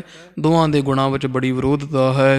ਹੌਰਵ ਅਰ ਗੰਭੀਰ ਜੋ ਚੀਤ। ਰਾਮ ਰਾਏ ਹੌਲਾ ਹੋਸ਼ਾ ਹੈ, ਗੁਰੂ ਹਰਿਕ੍ਰਿਸ਼ਨ ਸਾਹਿਬ ਜੀ ਮਨ ਦੇ ਗੰਭੀਰ ਬੜੇ ਹਨ, ਬੜੇ ਗੰਭੀਰ ਚਿੱਤ ਹਨ ਪਾਤਸ਼ਾਹ ਜੀ। ਇਤੇ ਆਦਿਕ ਸਭ ਹਿਰਦੇ ਵਿਚਾਰਤ। ਇਸ ਤਰ੍ਹਾਂ ਦੇ ਬਚਨ ਸਾਧ ਸੰਗਤ ਜੀ ਔਰੰਗੇ ਵਰਗਿਆਂ ਨੇ ਤੇ ਦੀ ਜਿਹੜੀ ਮੰਡਲੀ ਬੈਠੀ ਸੀ ਉਹਨਾਂ ਸਾਰਿਆਂ ਵਿਚਾਰੇ ਸੋਚੇ ਆਏ। ਸੁਨ ਕੈ ਨੋ ਰੰਗ ਸਾਹੋ ਉਚਾਰਤ। ਇਹਦੀ ਭੈੜੀ ਗੱਲ ਸੁਣ ਕੇ ਵੀ ਅਖੇ ਜੀ ਬਚਨਗੇ ਤੇ ਫੇਰ ਵੇਖਾਂਗੇ ਨਾ, ਕੀ ਪਤਾ ਇਹਨਾਂ ਨੇ ਬਚਨਾ ਕਿ ਨਹੀਂ। ਸੁਣਿਆ ਜਦੋਂ ਰੰਗਦੇਵ ਬੋਲਿਆ ਹੈ, ਕਿਉ ਤੁਮ ਰਿਸਹੁ ਭਰਾਤ ਢਿਗ ਜਾਣੇ। ਕਹਿੰਦੇ ਰਾਮ ਰਾਏ ਤੂੰ ਕਿਉਂ ਭਾਈ ਆਪਣੇ ਛੋਟੇ ਭਰਾ ਨੂੰ ਇੱਥੇ ਆਇਆ ਵੇਖ ਕੇ ਤੇ ਤੈਨੂੰ ਕਿਹੜੀ ਗੱਲ ਦਾ ਜਿਹੜਾ ਹੈ ਉਹ ਗੁੱਸਾ ਹੋ ਰਿਹਾ। ਤੂੰ ਆਪਦੇ ਭਰਾ ਨੇੜੇ ਆਵੇ ਤੇ ਖੁਸ਼ੀ ਮਿਲਦੀ ਹੈ, ਤੂੰ ਕਿਉਂ ਆਪਦੇ ਭਰਾ ਦੇ ਲਾਗੇ ਆਇਆ ਦੁਖੀ ਹੋ ਰਿਹਾ ਹੈ। ਹਮ ਸੰਗ ਮੇਲ ਨਹੀਂ ਸੋ ਮਾਨੇ। ਤੂੰ ਐਵੇਂ ਫਿਕਰ ਕਰਦਾ, ਉਹ ਤਾਂ ਸਾਨੂੰ ਮਿਲਿਆ ਹੀ ਨਹੀਂ ਚਾਹੁੰਦੇ। ਅਸੀਂ ਭੇਜਿਆ ਸੀ ਐਲ ਕਰ, ਉਹਨਾਂ ਜਵਾਬ ਦੇ ਦਿੱਤਾ ਵੀ ਅਸੀਂ ਮਿਲਣਾ ਨਹੀਂ। ਤੇ ਤੂੰ ਕਿਉਂ ਆਪਦੇ ਮਨ ਵਿੱਚ ਇਹੋ ਜਿਹੀਆਂ ਗੱਲਾਂ ਲਿਆਉਣਾ ਵੀ ਖਰੇ ਕਿਤੇ ਕਚਹਿਰੀ 'ਚ ਨਾ ਜਾਣ ਤੇ ਤੇਰਾ ਸਤਿਕਾਰ ਘਟ ਜਾਏਗਾ। ਪੂਰਬ ਕਹਿਤ ਅਵਾਹਨ ਤਾਹੀ। ਅਸੀਂ ਪਹਿਲਾਂ ਤਾਂ ਤੂੰ ਸਾਨੂੰ ਕਹਿ ਕੇ ਤੇ ਗੁਰੂ ਹਰਿਕ੍ਰਿਸ਼ਨ ਸਾਹਿਬ ਨੂੰ ਇੱਥੇ ਦਿੱਲੀ ਸਦਵਾਇਆ ਹੈ। ਅਬ ਕਿਉ ਦੁਖ ਹੋ ਆਵਤਿਉ ਪਾਹੀ। ਜਦੋਂ ਆ ਗਏ ਤੇ ਹੁਣ ਤੂੰ ਬੜਾ ਦੁਖੀ, ਬੜਾ ਔਖਾ ਹੋਇਆ ਬੈਠਾ ਹੈ। ਹੋ ਸੁਸ਼ੀਲ ਕਰਹੁ ਨਿਜ ਮੇਲਾ। ਤੂੰ ਸੁਸ਼ੀਲ ਹੋ, ਸਿੱਧਾ ਹੋ ਆਪਦੇ ਭਰਾ ਨਾਲ ਤੇ ਮੇਲ ਰੱਖ। ਤੈਨੂੰ ਚਾਹੀਦਾ, ਉਹ ਤੂੰ ਪੁਰਾਣਾ ਰਹਿਣਾ ਇੱਥੇ ਵੱਡਾ ਹੈ, ਤੇ ਜਾ ਕੇ ਉਹਨਾਂ ਦੇ ਦਰਸ਼ਨ ਕਰ, ਉਹਨਾਂ ਨੂੰ ਮਿਲਣਾ ਚਾਹੀਦਾ ਹੈ। ਆਪਸ ਮਹਿ ਨਹਿ ਕਹੋ ਦੁਹੇਲਾ। ਤੇ ਐਵੇਂ ਆਪਸ ਦੇ ਵਿੱਚ ਦੁੱਖ ਦੇਣ ਵਾਲੇ ਉਹਨਾਂ ਨੂੰ ਬਚਨ ਨਾ ਕਹੋ, ਉਹਨਾਂ ਦੇ ਨਾਲ ਐਵੇਂ ਫਿੱਕ, ਦੋਵੇਂ ਭਰਾ ਤੁਸੀਂ ਫਿੱਕ ਨਾ ਪਾਓ ਆਪਸ ਦੇ ਵਿੱਚ। ਤੁਮ ਦੋਨੋਂ ਕੇ ਨਿਫਲ ਨ ਬੈਨ। ਸਾਨੂੰ ਪਤਾ ਹੈ ਤੁਹਾਡੇ ਦੋਹਾਂ ਦੇ ਬਚਨ ਨਿਫਲ ਨਹੀਂ ਜਾਂਦੇ। ਤੁਸੀਂ ਵੀ ਪੂਰੇ ਬਚਨਾਂ ਦੇ ਤੇ ਉਹਨਾਂ ਦੇ ਬਚਨ ਵੀ ਪੂਰੇ ਹੁੰਦੇ ਆ। ਕਹੋ ਸੋ ਹੋਏ ਦੁਖ ਕੈ ਸੁਖ ਚੈਨ। ਚਾਹੇ ਉਹ ਦੁੱਖ ਦੇਣ ਵਾਲੇ ਹੋਣ ਤੇ ਚੈਨ ਸੁਖ ਦੇਣ ਵਾਲੇ ਬਚਨ ਹੋਣ, ਚਾਹੇ ਦੋਹੇ ਤਰ੍ਹਾਂ ਦੇ ਸੁੱਖ ਦੁੱਖ ਦੇਣ ਵਾਲੇ ਵਾਰ ਸ਼ਰਾਪ ਦੇ ਬਚਨ ਤੁਹਾਡੇ ਵੀ ਪੂਰੇ ਹੁੰਦੇ, ਉਹਨਾਂ ਦੇ ਵੀ ਪੂਰੇ ਹੁੰਦੇ ਆ। ਅਬ ਰਿਸ ਕਰ ਬੋਲੋ ਜਿਮ ਆਪ। ਤੇ ਜੇ ਹੁਣ ਗੁੱਸਾ ਕਰਕੇ ਤੁਸੀਂ ਕੋਈ ਬਚਨ ਸਰਾਫ ਦੇ ਜਾਂ ਹੋਰ ਕੋਈ ਨਿੰਦਾ ਜੀ ਦੇ ਬਚਨ ਕਹੋਗੇ, ਉਚਰਹ ਸੂਪ ਪਰਹ ਸੰਤਾਪ। ਤੇ ਸੋਪੇ ਉਹ ਵੀ ਉਚਰਨਗੇ, ਉਹ ਵੀ ਕਹਿਣਗੇ, ਤੇ ਕੀ ਰਹੂਗਾ? ਤੁਹਾਡੇ ਦੋਹਾਂ ਵਿੱਚ ਬੜਾ ਸੰਤਾਪ ਫੈਲੇਗਾ, ਬੜਾ ਦੁੱਖ ਪ੍ਰਾਪਤ ਹੋਵੇਗਾ। ਖਿਮਾ ਕਰੇ ਸੁਖ ਪ੍ਰਾਪਤ ਦੋ। ਇਸ ਕਰਕੇ ਛਿਮਾ ਰੱਖਣੀ ਚਾਹੀਦੀ, ਦਇਆ ਪ੍ਰੇਮ ਰੱਖਣਾ ਚਾਹੀਦਾ ਦੋਹਾਂ ਨੂੰ ਆਪਸ ਵਿੱਚ, ਜਿਹਦੇ ਵਿੱਚੋਂ ਸਾਰੇ ਸੁਖ ਪ੍ਰਾਪਤ ਹੋਣੇ ਆ। ਸਿੱਖ ਸੇਵਕ ਮਨ ਸਭ ਕੋ। ਤੁਹਾਨੂੰ ਬਾਬਾ ਰਾਮ ਰਾਏ ਜੀ ਕੋ ਸਿੱਖਾਂ ਦੀ ਘਾਟ ਹੈ। ਵੇਖੋ ਬਾਬਾ ਰਾਮ ਰਾਏ ਜੀ ਤੁਹਾਨੂੰ ਕਿੰਨੀਆਂ ਸਿੱਖ ਸੰਗਤਾਂ ਦਿੱਲੀ ਦੀਆਂ ਮੰਨਦੀਆਂ ਪੂਜਦੀਆਂ ਹਨ। ਹਿੰਦੁਨ ਮਹਿ ਤੁਮ ਸੋ ਜਸ ਵਿਸਾਲ। ਸਾਰੇ ਹਿੰਦੂਆਂ ਵਿੱਚ ਦਿੱਲੀ ਦੇ ਇਲਾਕੇ ਵਿੱਚ ਤੁਹਾਡੀ ਸੋਭਾ ਹੋ ਰਹੀ ਹੈ। ਅਰਪਹ ਧਨ ਕੋ ਸਰਧਾ ਨਾਲ। ਬਹੁਤ ਲੋਕਾਈ ਧਨ ਦੇਂਦੀ ਤੁਹਾਨੂੰ ਬੜੀ ਸ਼ਰਧਾ ਰੱਖਦੀ ਹੈ। ਸੁਨ ਸ੍ਰੀ ਰਾਮ ਰਾਏ ਪੁਨ ਕਹਿਓ। ਸੁਣਿਆ ਨਾ ਜਦੋਂ ਰਾਮ ਰਾਏ ਨੇ ਔਰੰਗਜ਼ੇਬ ਤੋਂ ਤੇ ਫੇਰੇ ਪੁਨ੍ਹਾਂ ਬੋਲਿਆ, ਫਿਰ ਔਰੰਗਜ਼ੇਬ ਬਾਦਸ਼ਾਹ ਨੂੰ ਕਹਿੰਦਾ ਹੈ, ਪਿਤ ਕੋ ਸਭ ਸਮਾਜ ਤਿਨ ਲਹਿਓ। ਕਹਿੰਦਾ ਗੁੱਸਾ ਆਵੇ ਨਾ ਬਾਦਸ਼ਾਹ, ਤੁਸੀਂ ਤਾਂ ਕਹਿ ਰਹੇ ਹੋ ਵੀ ਗੁੱਸਾ ਨਹੀਂ ਕਰਨਾ ਚਾਹੀਦਾ, ਗੁੱਸਾ ਕਿਉਂ ਨਾ ਆਵੇ, ਮੈਂ ਵੱਡਾ ਭਰਾ ਸਾਂ ਤੇ ਪਿਤਾ ਗੁਰੂ ਹਰ ਰਾਏ ਸਾਹਿਬ ਦਾ ਸਾਰਾ ਰਾਜ ਸਾਜੇ ਨਾਲ ਸੰਭਾਲ ਲਿਆ ਹੈ। ਦੁਐ ਬਿੰਸਤ ਸਤ ਬਲੀ ਤੁਰੰਗ। 2000 ਤੇ 2200 ਘੋੜੇ ਸੀ, ਬੜੇ ਚੰਗੇ ਮਹਿੰਗੇ ਬੇਸ਼ਕੀਮਤੀ ਸਾਡੇ ਪਿਤਾ ਦੀ ਫੌਜ ਵਾਲੇ, ਤੇ 2200 ਹੀ ਉਹਨਾਂ ਦਾ ਸੂਰਮਾ ਸੀ। ਬਹੁਤ ਸਮਾਜ ਅਪਰ ਤਿਨ ਸੰਗ। ਇਸ ਤੋਂ ਇਲਾਵਾ ਹੋਰ ਹਥਿਆਰ ਸ਼ਾਸਤਰ ਬਸਤਰ ਸਨਗੇ, ਸੋਨਾ ਚਾਂਦੀ ਜੋ ਕੁਝ ਸੀ ਗੁਰੂ ਘਰ ਦੇ ਵਿੱਚ। ਚੰਦਨ ਸਿਵਕਾ ਬਾਹਨ ਕਨੇ। ਘੋੜੇ ਰੱਥ ਗੱਡੇ ਇਸ ਤਰ੍ਹਾਂ ਪਾਲਕੀਆਂ ਸਾਰਾ ਕੁਝ ਸੀ, ਬਹੁਤ ਸਾਰਾ। ਸਦਨ ਸਮਗਰੀ ਕੋ ਸਭ ਗਿਨੇ। ਫਿਰ ਲੰਗਰ ਦਾ ਰਾਜ ਸਾਜ ਜਿੰਨੀ ਕੁ ਸਮਗਰੀ ਸੀ, ਕੋ ਤੋਸ਼ੇ ਖਾਨੇ ਖਜ਼ਾਨੇ ਜੋ ਵੀ ਸਨ, ਕਿਹੜੇ ਗਿਣੇ ਜਾ ਸਕਦੇ ਆ। ਅਨੇਕ ਪਦਾਰਥ ਪਿਤ ਕੇ ਲੀਨੇ। ਜੋ ਪਦਾਰਥ ਸੀ ਪਿਤਾ ਗੁਰੂ ਹਰ ਰਾਏ ਸਾਹਿਬ ਦੇ ਘਰੋਂ ਸਾਰਾ ਕੁਝ ਇਹਨਾਂ ਨੇ ਪ੍ਰਾਪਤ ਕੀਤਾ ਹੈ। ਮੁਝ ਕੋ ਸਭੇ ਖਾਰਜ ਕੀਨੇ। ਤੇ ਮੈਨੂੰ ਸਭ ਤਰ੍ਹਾਂ ਕਰਕੇ ਖਾਰਜ ਕਰ ਦਿੱਤਾ, ਖਾਲੀ ਇੱਕ ਫੁੱਟੀ ਕੌਡੀ ਨਹੀਂ ਮਿਲੀ ਹੈ। ਅਬ ਦਿੱਲੀ ਪਰ ਸੰਗਤ ਸੇਵਾ। ਮੈਂ ਦਿੱਲੀ ਆ ਗਿਆ, ਤੇ ਦਿੱਲੀ ਜਦੋਂ ਮੇਰੀ ਸੰਗਤ ਹੁਣ ਸੇਵਾ ਕਰਨ ਲੱਗ ਪਈ ਹੈ ਸਭ ਕੋ ਆਨ ਬਨਿਓ ਗੁਰਦੇਵਾ। ਤੇ ਮੇਰੇ ਪਿੱਛੇ ਹੁਣ ਦਿੱਲੀ ਆ ਗਏ ਆ। ਇੱਥੇ ਆ ਕੇ ਹੁਣ ਜਿਹੜੀਆਂ ਸੰਗਤਾਂ ਮੈਨੂੰ ਪੂਜਦੀਆਂ ਸਨ ਉਹਨਾਂ ਦਾ ਵੀ ਗੁਰੂ ਬਣਨ ਨੂੰ ਫਿਰਦੇ ਆ। ਅਪਰ ਕਹਾਂ ਲਗ ਕਹਾਂ ਕਨੇਰੇ। ਬਾਦਸ਼ਾਹ ਮੈਂ ਕਿੱਥੋਂ ਤੱਕ ਆਪਦਾ ਦੁੱਖ ਤੈਨੂੰ ਦੱਸ ਦੇਵਾਂ। ਨਹ ਸਵਰਜ ਚਾਹ ਤੋ ਮੇਰੇ। ਮੇਰੇ ਛੋਟੇ ਭਰਾ ਹਰਕ੍ਰਿਸ਼ਨ ਸਾਹਿਬ ਜੀ ਮੇਰੇ ਕੋਲ ਐਸ਼ਵਰਜ ਨਹੀਂ ਵੇਖੀ ਚਾਹੁੰਦੇ। ਮੇਰਾ ਰਾਜ ਸਾਜ, ਮੇਰੀ ਚੜ੍ਹਦੀ ਕਲਾ, ਮੇਰੀ ਸੋਭਾ ਹੁੰਦੀ ਵੇਖ ਕੇ ਸਹਿ ਨਹੀਂ ਸਕਦੇ, ਤਾਂ ਹੀ ਮੇਰੇ ਪਿੱਛੇ ਦਿੱਲੀ ਆਏ ਹਨ। ਸਭ ਬਿਦ ਸੋ ਮੇਰੋ ਅਧਿਕਾਰਾ। ਜੋ ਪਿਤਾ ਜੀ ਦੀ ਵਸਤੂ ਸੀ ਸਾਰੇ ਕਾਸੇ ਤੇ ਮੇਰਾ ਹੱਕ ਬਣਦਾ ਸੀ। ਅਬ ਲੋ ਜਹ ਕਹਿ ਕਰਤ ਸੰਭਾਰਾ। ਹੁਣ ਤੀਕਰ ਜੋ ਕੁਝ ਰਾਜ ਸਾਜ ਸੀ ਉਹ ਸਾਰੇ ਦਾ ਸਾਰਾ ਇਹਨਾਂ ਨੇ ਸੰਭਾਲ ਲੈਣਾ ਕੀਤਾ ਹੈ। ਸੁਨ ਕੈ ਸਾਹੋ ਸਭਾ ਸਭ ਕਹੀਏ। ਜਦੋਂ ਸੁਣਿਆ ਇਹ ਰਾਮ ਰਾਏ ਦੇ ਐਸੇ ਬਚਨਾਂ ਨੂੰ, ਇਹਦੇ ਦੁਖੜੇ ਸੁਣੇ, ਰੋਇਆ ਜਦੋਂ ਇੱਥੇ ਸਭਾ 'ਚ, ਤਾਂ ਉਹ ਸਾਰੀ ਸਭਾ ਜਿਹੜਾ ਔਰੰਗਜ਼ੇਬ ਬੈਠਾ ਸਮੇਤ ਇਹਦੇ ਸਾਰੇ ਬੋਲੇ ਆ, ਸਮਝਾਉਣ ਲੱਗੇ ਆ। ਤੁਮ ਜੇਠੇ ਕੋ ਸੀਮਾ ਸੋ ਚਾਹੀ। ਕਹਿੰਦੇ ਬਈ ਤੂੰ ਵੱਡਾ ਪੁੱਤਰ ਹੈ ਰਾਮ ਰਾਏ ਗੁਰੂ ਹਰ ਰਾਏ ਸਾਹਿਬ ਦਾ, ਤੇ ਤੈਨੂੰ ਤਾਂ ਖਿਮਾ ਰੱਖਣੀ ਚਾਹੀਦੀ ਹੈ। ਛੋਟਿਆਂ ਦੇ ਔਗਣ ਵੱਡੇ ਭਰਾ ਵੇਖ ਕੇ ਤੇ ਇਹ ਭੁੱਲ ਜਾਂਦੇ ਆ, ਉਹਨਾਂ ਤੇ ਦਇਆ ਕਰਦੇ ਹੁੰਦੇ ਆ। ਸਭ ਨੇ ਕਹਿ ਨੀਕੇ ਸਮਝਾਇਓ। ਏਦਾਂ ਕਹਿ ਕੇ ਨਾ ਰਾਮ ਰਾਏ ਨੂੰ ਸਾਰਿਆਂ ਨੇ ਬੜਾ ਸਮਝਾਇਆ ਹੈ। ਮਤ ਸਰ ਕਰਤ ਨ ਕਿਸ ਕੋ ਭਾਇਓ। ਜੇ ਤੂੰ ਈਰਖਾ ਕਰੇਂਗਾ ਤੇ ਕਿਸੇ ਨੂੰ ਤੂੰ ਚੰਗਾ ਨਹੀਂ ਲੱਗਣਾ, ਸਭ ਤੇਰੇ ਤੋਂ ਮੁੱਖ ਮੋੜ ਲਿਆ ਕਰਨਗੇ। ਸਭਾ ਵਿਖੈ ਇਮ ਭਾ ਬਿਰਤਾਂਤ। ਏਦਾਂ ਸਾਧ ਸੰਗਤ ਦੀ ਸਭਾ ਦੇ ਵਿੱਚ, ਔਰੰਗਜ਼ੇਬ ਦੀ ਸਭਾ ਵਿੱਚ ਰਾਮ ਰਾਏ ਦਾ ਇਹ ਬ੍ਰਿਤਾਂਤ ਹੋਇਆ ਹੈ। ਕਹਿਤ ਸੁਨਤ ਸਭ ਨਿਜ ਘਰ ਜਾਤ। ਤੇ ਰਾਮ ਰਾਏ ਨੂੰ ਬੜਾ ਸਮਝਾਇਆ, ਪਰ ਕਿੱਥੇ ਅੰਧੇਕ ਨਾ ਲੱਗ ਗਈ। ਜਦੋਂ ਬਾਂਸ ਵਜਾਈ ਹੈ, ਫੂਕ, ਈਰਖਾ ਖਹਿੜਾ ਔਖਾ ਹੀ ਛੱਡਦੀ ਹੈ। ਤਾਂ ਇਹਨੂੰ ਸਮਝਾ ਕੇ ਸਾਰੇ ਅਮੀਰ ਵਜ਼ੀਰ ਆਪੋ ਆਪਣੇ ਘਰ ਚਲ ਗਏ। ਕਚਹਿਰੀ ਖਤਮ ਹੋ ਗਈ ਹੈ। ਪਸਰਿਓ ਪੁਰ ਮਹਿ ਜਹ ਕਹਿ ਭਾਖਤ। ਇਹ ਸਾਰੀ ਗੱਲ ਹੌਲੀ ਹੌਲੀ ਮਹਿਲ ਤੋਂ ਬਾਹਰ ਨਿਕਲੀ, ਘਰਾਂ ਚੋਂ ਫਿਰ ਅੱਗੇ ਦੀ ਅੱਗੇ ਉਹ ਸਾਰੇ ਦੇ ਸਾਰੇ ਦਿੱਲੀ ਨਗਰ ਵਿੱਚ। ਫਿਰ ਜਿਹੜਾ ਅੰਦਰ ਇਹ ਗੱਲਬਾਤ ਚੱਲੀ ਸੀ ਨਾ, ਰਾਮ ਰਾਏ ਨੇ ਜੋ ਜੋ ਕਿਹਾ ਬਚਨ ਵੀ ਐਂ ਹੋ ਜਾਏਗਾ, ਐਂ ਹੋ ਜਾਏਗਾ, ਉਹ ਜਿਹੜੇ ਕੋਈ ਬਦਸੀਸਾਂ ਜੀਆਂ ਦਿੰਦਾ ਰਿਹਾ, ਨਿੰਦਾ ਕਰਦਾ ਸੀ ਗੁਰੂ ਹਰਕ੍ਰਿਸ਼ਨ ਸਾਹਿਬ ਦੀ, ਉਹ ਸਾਰੀ ਦਿੱਲੀ ਦੀਆਂ ਸੰਗਤਾਂ ਵਿੱਚ ਗੱਲ ਪਤਾ ਲੱਗਣ ਲੱਗੀ ਵੀ ਰਾਮ ਰਾਏ ਬਾਲਾ ਪ੍ਰੀਤਮ ਸਤਿਗੁਰਾਂ ਦੇ ਇੱਥੇ ਆਇਆ ਤੇ ਸੁਖੀ ਨਹੀਂ, ਬੜਾ ਦੁਖੀ ਹੋ ਰਿਹਾ ਹੈ। ਦੋਨੋਂ ਪੱਖਨ ਕਹੋ ਸਿੱਖ ਰਾਖਤ। ਸਿੱਖ ਦੋਵੇਂ ਪੱਖ ਫਿਰ ਸਾਹਮਣੇ ਰੱਖ ਕੇ ਗੱਲ ਕਰਦੇ ਆ। ਕੋ ਕਹਿ ਸ੍ਰੀ ਹਰਿ ਕ੍ਰਿਸ਼ਨ ਵਡੇਰੇ।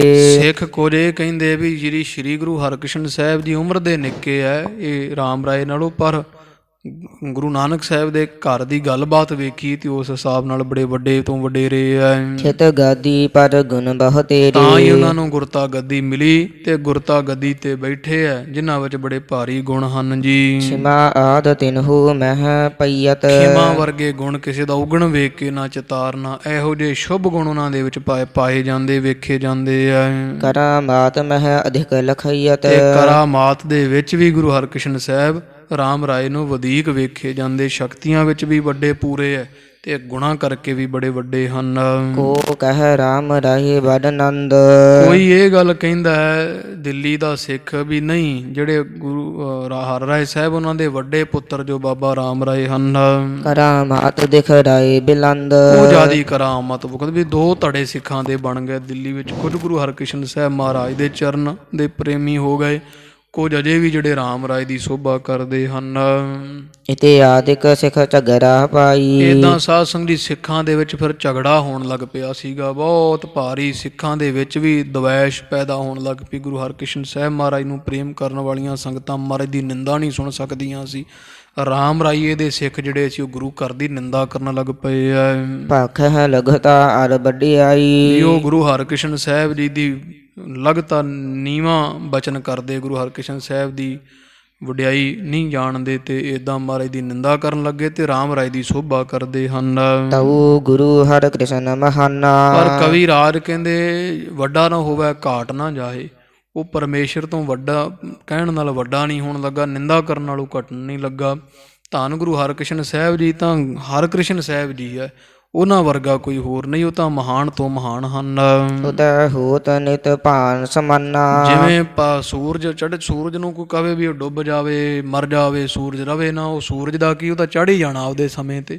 ਇਸੇ ਤਰ੍ਹਾਂ ਧੰਨ ਗੁਰੂ ਹਰਿਕ੍ਰਿਸ਼ਨ ਸਾਹਿਬ ਤਾਂ ਸੂਰਜ ਦੇ ਤੁੱਲ ਹੈ, ਕਿਸੇ ਦੇ ਕਹਿਣ ਨਾਲ ਕੁਝ ਨਹੀਂ ਵਿਗੜਦਾ ਹੈ। ਨਿੰਦਕ ਸਮ ਉੱਲੂ ਦੁਖ ਦੁਖ ਪਾਵਤ। ਪਰ ਜਿਹੜੇ ਗੁਰੂ ਘਰ ਦੇ ਨਿੰਦਕ ਹੁੰਦੇ ਉੱਲੂ ਵਰਗੇ ਹੁੰਦੇ ਆ। ਗੁਰੂ ਘਰ ਦੀ ਸੋਭਾ ਵਡਿਆਈ ਵੇਖ ਕੇ ਜਿਵੇਂ ਸੂਰਜ ਚੜ੍ਹਿਆ ਵੇਖ ਕੇ ਉੱਲੂ ਦੁਖੀ ਹੁੰਦਾ ਹੈ, ਗੁਰੂ ਘਰ ਦੇ ਵਿੱਚ ਵਡਿਆਈ ਗੁਰੂ ਕੀ ਸੋਭਾ ਵੇਖ ਵੇਖ ਕੇ ਜਿਹੜੇ ਗੁਰੂ ਕੇ ਨਿੰਦਕ ਹੁੰਦੇ ਆ ਉਹ ਉੱਲੂ ਵਾਂਗੂ ਦੁਖਦੇ, ਜਿਵੇਂ ਸੂਰਜ ਨੂੰ ਵੇਖ ਕੇ ਉੱਲੂ ਦੁਖੀ ਹੁੰਦਾ ਹੈ। ਸਿੱਖ ਤਾਂ ਮਰਸ ਬਿਕਸ ਸੁਹਾਵਤ। ਤੇ ਜਿਹੜੇ ਸਿੱਖ ਹੁੰਦੇ ਆ ਇਹ ਕਮਲ ਦੇ ਫੁੱਲ ਵਰਗੇ ਹੁੰਦੇ ਆ। ਜਿਹੜੇ ਗੁਰੂ ਕੇ ਗੁਰਮੁਖ ਪਿਆਰੇ ਗੁਰੂ ਘਰ ਦੀ ਸੋਭਾ ਵਡਿਆਈ ਸੁਣ ਕੇ ਖੁਸ਼ ਹੁੰਦੇ, ਜਿਵੇਂ ਸੂਰਜ ਨੂੰ ਵੇਖ ਕੇ ਕਮਲ ਖਿੜ ਜਾਂਦਾ। ਤੇ ਜਿਹੜੇ ਕੋ ਮਨਮੁਖ ਹੁੰਦੇ ਨਿੰਦਕ ਉਹ ਗੁਰੂ ਘਰ ਦੀ ਸੋਭਾ ਵੇਖ ਕੇ ਬੜੇ ਦੁਖੀ ਹੁੰਦੇ, ਉੱਲੂ ਦੇ ਵਾਂਗਰਾਂ। ਜਹ ਕਹ ਹੋਤ ਵੱਡੀ ਵਡਿਆਈ। ਜਿੱਥੇ ਕਿੱਥੇ ਬਾਲਾ ਪ੍ਰੀਤਮ ਦੀ ਵੱਡੀ ਵਡਿਆਈ ਹੁੰਦੀ ਹੈ। ਅਧਿਕ ਗੁਣ ਲੱਖ ਸਮੁਦਾਈ। ਇਸ ਤੋਂ ਬਾਅਦ ਬੜੇ ਭਾਰੀ ਗੁਣ ਜਿਹੜੇ ਆ ਬਾਲਾ ਪ੍ਰੀਤਮ ਦੇ ਇੱਕ ਦੂਜੇ ਨਾਲ ਸਿੱਖ ਦੱਸਦੇ ਆ ਤੇ ਸੁਣਦੇ ਵਡਿਆਈਆਂ ਗਾਉਂਦੇ ਹਨ। ਭਰੀ ਭੀੜ ਰਹਿ ਸਤਿਗੁਰ ਦੁਆਰੇ। ਸਾਰਾ ਦਿਨ ਬੰਗਲਾ ਸਾਹਿਬ ਦੇ ਸਥਾਨ ਤੇ ਭਾਰੀ ਭੀੜ ਸਿੱਖਾਂ ਦੀ ਜੁੜੀ ਰਹਿੰਦੀ ਹੈ। ਹੋਏ ਅਰੁਜ ਅਨਹ ਉਪਹਾਰੇ। ਸੰਗਤਾਂ ਭੇਟਾ ਲੈ ਲੈ ਕੇ ਆਉਂਦੀਆਂ ਤੇ ਮਹਾਰਾਜ ਦੇ ਦਰਸ਼ਨ ਕਰਦੀਆਂ, ਸਭ ਰੋਗ ਦੁੱਖ ਦੂਰ ਹੋ ਰਹੇ ਹਨ। ਬੰਦਹ ਬੋਲਹ ਬੜ ਵਡਿਆਈ। ਮਹਾਰਾਜ ਨੂੰ ਨਮਸਕਾਰਾਂ ਹੁੰਦੀਆਂ, ਵੱਡੀ ਵਡਿਆਈ ਸਤਿਗੁਰਾਂ ਦੀ ਸੋਭਾ ਸੰਗਤ ਕਰਦੀ ਹੈ। ਜਪਹ ਨਾਮ ਦਰਸਹ ਸੁਖ ਪਾਈ। ਸੰਗਤਾਂ ਨਾਮ ਜਪਦੀਆਂ, ਗੁਰੂ ਹਰਿਕ੍ਰਿਸ਼ਨ ਸਾਹਿਬ ਨੂੰ ਧਿਆਉਂਦੀਆਂ, ਦਰਸ਼ਨ ਕਰਦੀਆਂ, ਸੁਖ ਪ੍ਰਾਪਤ ਕਰਦੀਆਂ ਹਨ। ਪਾਤਸ਼ਾਹ ਮਹਾਰਾਜ ਦੇ ਦਰੋਂ ਘਰੋਂ ਸਭ ਵਰੋ ਸਾਏ ਜਾ ਰਹੇ ਹੈ ਤੇ ਦਿੱਲੀ ਨਗਰ ਵਿੱਚ ਜੈ ਜੈਕਾਰ ਜੈ ਜੈਕਾਰ ਬਾਲਾ ਪ੍ਰੀਤਮ ਸਤਿਗੁਰਾਂ ਦੀ ਹੋ ਰਹੀ ਹੈ। ਐਸੀ ਸੋਭਾ ਸੱਚੇ ਪਾਤਸ਼ਾਹ ਮਹਾਰਾਜ ਗਰੀਬ ਨਵਾਜ ਦੀ ਆਪਾਂ ਰਲ ਮਿਲ ਕਰਕੇ ਸਰਵਣ ਕੀਤੀ ਹੈ। ਅੱਗੇ ਜਿਵੇਂ ਸਾਧ ਸੰਗਤ ਜੀ ਬਾਬਾ ਰਾਮ ਰਾਏ ਜੀ ਦੇ ਨਾਲ ਹੋਰ, ਕਿਉਂਕਿ ਈਰਖਾ ਬਹੁਤ ਵੱਧ ਗਈ ਸੀ ਬਾਬਾ ਰਾਮ ਰਾਏ ਜੀ ਦੇ ਅੰਦਰ, ਉਹ ਜਿਹੋ ਜਿਹਾ ਫਿਰ ਅੱਗੇ ਬਿਰਤਾਂਤ ਕੁਝ ਆਵੇਗਾ ਬਾਬਾ ਰਾਮ ਰਾਏ ਜੀ ਦੇ ਈਰਖਾ ਦਾ, ਉਹ ਆਪਾਂ ਅਗਲੇ ਦੀ ਬਾਣ ਵਿੱਚ ਸਰਵਣ ਕਰਕੇ ਲਾਹਾ ਪ੍ਰਾਪਤ ਕਰਾਂਗੇ। ਇੱਥੇ ਸਮਾਪਤੀ ਹੋਈਆਂ ਭੁੱਲਾਂ ਦੀ ਖਿਮਾ। ਇਹ ਲੋਕ ਸੁਖੀਏ ਪਰਲੋਕ ਸੁਹੇਲੇ, ਨਾਨਕ ਹਰ ਪ੍ਰਭ ਆਪਹਿ ਮੇਲੇ।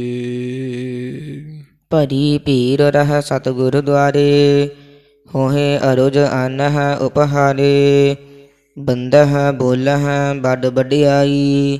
ਜਪਹ ਨਾਮ ਦਰਸਹ ਸੁਖ ਪਾਈ। ਵਾਹਿਗੁਰੂ ਜੀ ਕਾ ਖਾਲਸਾ, ਵਾਹਿਗੁਰੂ ਜੀ ਕੀ ਫਤਿਹ।